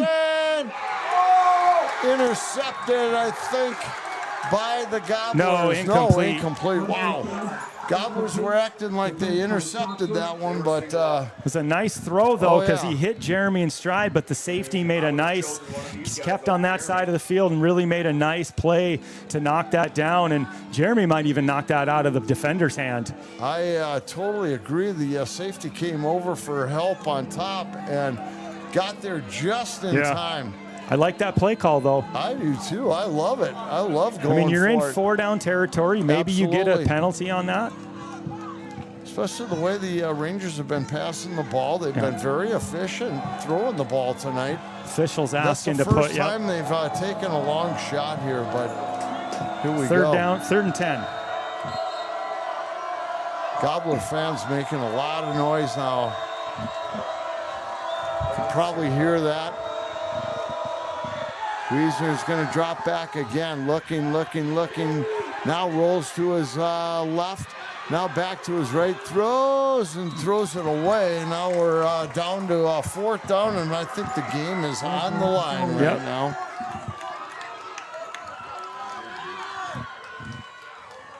Wow. Do want to thank everybody for tuning into RangersLive.net, though. Yeah. It's been a heck of a football game. Absolutely. You know, it really has. I expected nothing less. I mean, no, this is the how way they it's play been. each other. Yep, it's been like this basically the last 3 times that they played each other, Tom, that we've seen. So Rangers are going to take a timeout, and this is good. I think they need it's 4th down, and they have to get 10 yards for a first down here. So I think what you really got to try to do, if they can, is get that speed in the open field like we've talked about. If you can somehow get some speed with some blocking in front of you, you know, you're setting up for a big play, but Aitkin's going to sit back and not give that up, but our speed can maybe counteract that, but got to get to the sticks. That's number 1 priority here. Yeah, absolutely. Got to get the first down before we can do anything. Need a fresh set of downs here. I hate to give the ball back right now with good field position for Aitkin. They can easily run the clock out, especially if we have no timeouts left. And this is, like you mentioned, Tom, this is definitely the ball game right here. Rangers have done a good job in the air. The last couple plays, unfortunately, maybe didn't get any yards. But we'll see if they can get, and they've gotten big chunks on a lot of their pass plays tonight, Tom. Well, I'll tell you what, Kean's done a great job just buying time to try to find some receivers. He's been great about, I don't think he's been sacked, right? No, he hasn't. It'll be interesting to see what Aitkin does here. Do they send anybody to try to get the ball quickly out of Kean's hand, or are they just going to sit back in a zone and not let the Rangers just make them dump it off? Here we go, 4th down, 4th and 10 for CI. Game on the line. Kean out of the shotgun. He's going to roll to his right. He's got a little protection now. He's looking. He's still moving around. Nice job by Anderson to pick it up. Oh, no. Oh, flag penalty. Oh, we got a penalty back, though. Hold on. That could be on the Gobblers. I think it might be a late hit or something here. We're going to get a dead ball foul. Oh, no, that's illegal. What? Oh, man. So that... I don't know that's what interesting. it was, but yeah. it's a dead ball foul, and the ball's going back to Aitkin. Oh, boy. I feel sorry for Braylon there. He dropped the ball. It would have came back anyways. Yeah. Kean was trying to get the explanation from the official on what he actually did there, what they actually called. Now Kean might better be careful. He took his helmet off, and that's another unsportsmanlike. Correct. 1:17 on the clock. Gobblers, I think, are going to be in victory formation. They are. Yeah, they're just going to sit on this. Rangers can only stop it once with a timeout, and they're just going definitely in victory formation and snap the ball and go down to a knee here. And there goes Sanford down. I don't know if the Rangers will even stop it now. It's going to be 14-12 will be the final, and Stump will stay in Aitkin. But, wow, what a football game, though, huh? It was. I mean, you look at the last three that I've seen, and one went to 4 overtimes. Right. One in the playoff game was 1-by-1 score. Last year was 1 score. This is 1 score. It's just where the rivalry is at right now, and unfortunately the Rangers just keep coming up on the wrong side of it. And it's definitely not for effort or anything like that. They've done a really nice job outside of the penalties maybe tonight. That's the only thing that I've seen that hasn't been great. So, wow, unbelievable. Gobblers, I'm not sure where the stump is, but... they're going to get it out here, and they'll get to keep it for another year. But that's a team we could see in the playoffs, Tom. This section is, this shows us how close this section is. Aitkin won a ball game last year in the playoffs and lost in the semis. And so you don't know where you're going to be at in another month and a half or almost 2 months. And I think Coach Searstead is definitely going to be upset that they are on the wrong side of this one. They're unfortunately, I think there's some positives you can take. You clean up some of the mistakes. Absolutely. There's a lot of games you can win. Yeah, he talked about the losing all those 1-score games last year, and now out of the chute, game 1 is another close 1-score game that goes the wrong way for the Rangers. But wow, that was a good football game, though. It really was a fun football game to watch. And congratulations to the Gobblers coming back and controlling that third quarter was the key for the Gobblers tonight. One big play in the first half got him a touchdown, and then that changed the game. Yeah, it did. If the Rangers can stop them on that first half, you're up 12-0, and then you can kind of still have some momentum going your way. Unfortunately, they just couldn't get anything going in that second half.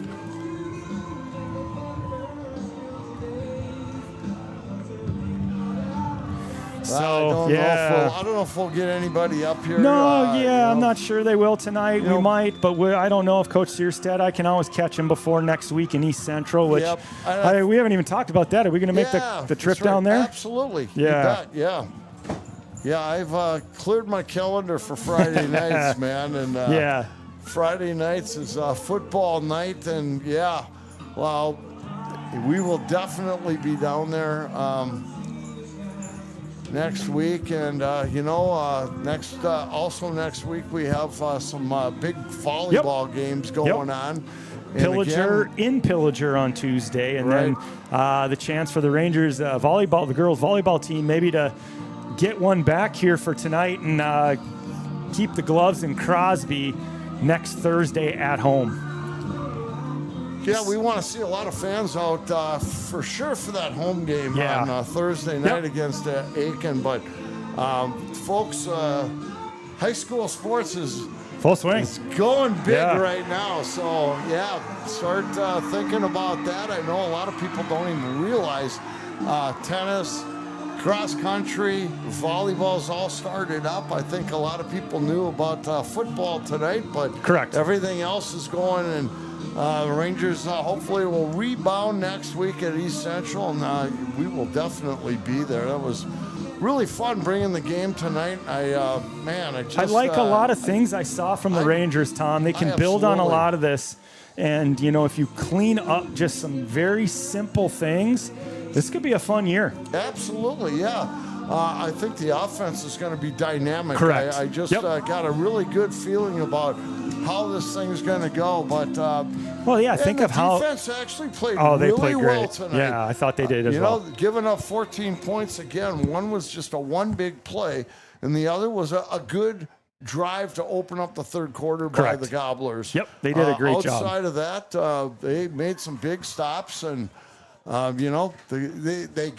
they made the stop at the end of the game with almost 4 minutes to go. Yeah. Had a chance. They moved the ball up to midfield, and you know what? Some penalties is really what hurt them there at the end. Yep. Penalties, and clean those up. And this could have definitely gone a different way here tonight. Yeah, and it's unfortunate. You want to bring that stump home, especially when you play your rival the first game of the season. But, we talked about how much speed the Rangers have. Well, a lot of that was even neutralized a little bit, Tom, with all the cramping that they were dealing with. Right. Jeremy was off. Braylon was off. Then JJ went down. So a lot of Ethan was out for a short minute. So you lose a lot of that speed sometimes, unfortunately, and that really is what the Rangers did early in the first half to kind of take the game in their momentum. Well, I think they got the stump trophy down there in front I of saw them. it. I'm sure of that. And well, I know right now Coach Stearns is already planning. He wants to keep those gloves in Crosby next Thursday. So, the volleyball team looks great.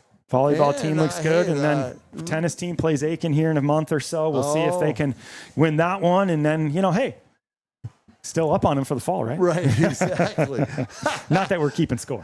All right, don't forget football next Friday night, not Thursday again, but back to Friday, East Central. But if you want to go travel with the volleyball team, they're in Pillager, not a far drive, to go watch them play on Tuesday night. That's a good game. Coach Stearns knows that. He's excited. He knows that's going to be a good test for the Rangers. Yep, and then back home next Thursday. So, next Thursday, Friday will be fun for us for sure.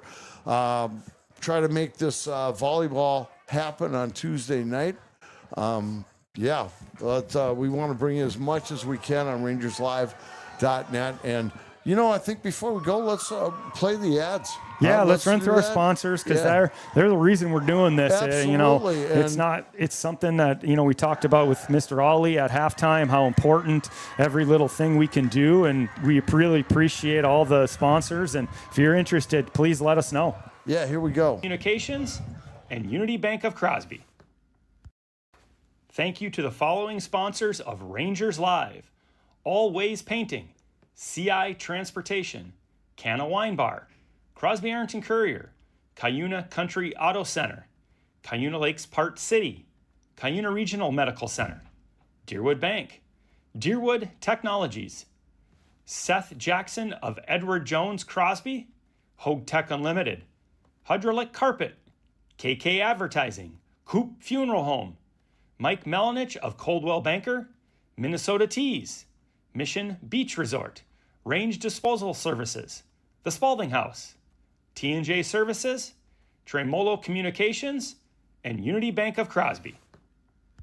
All right, and the Barrett family. And if your family wants to get mentioned donate a little bit to rangerslive.net. All this money goes right back into the kids. We have a nice...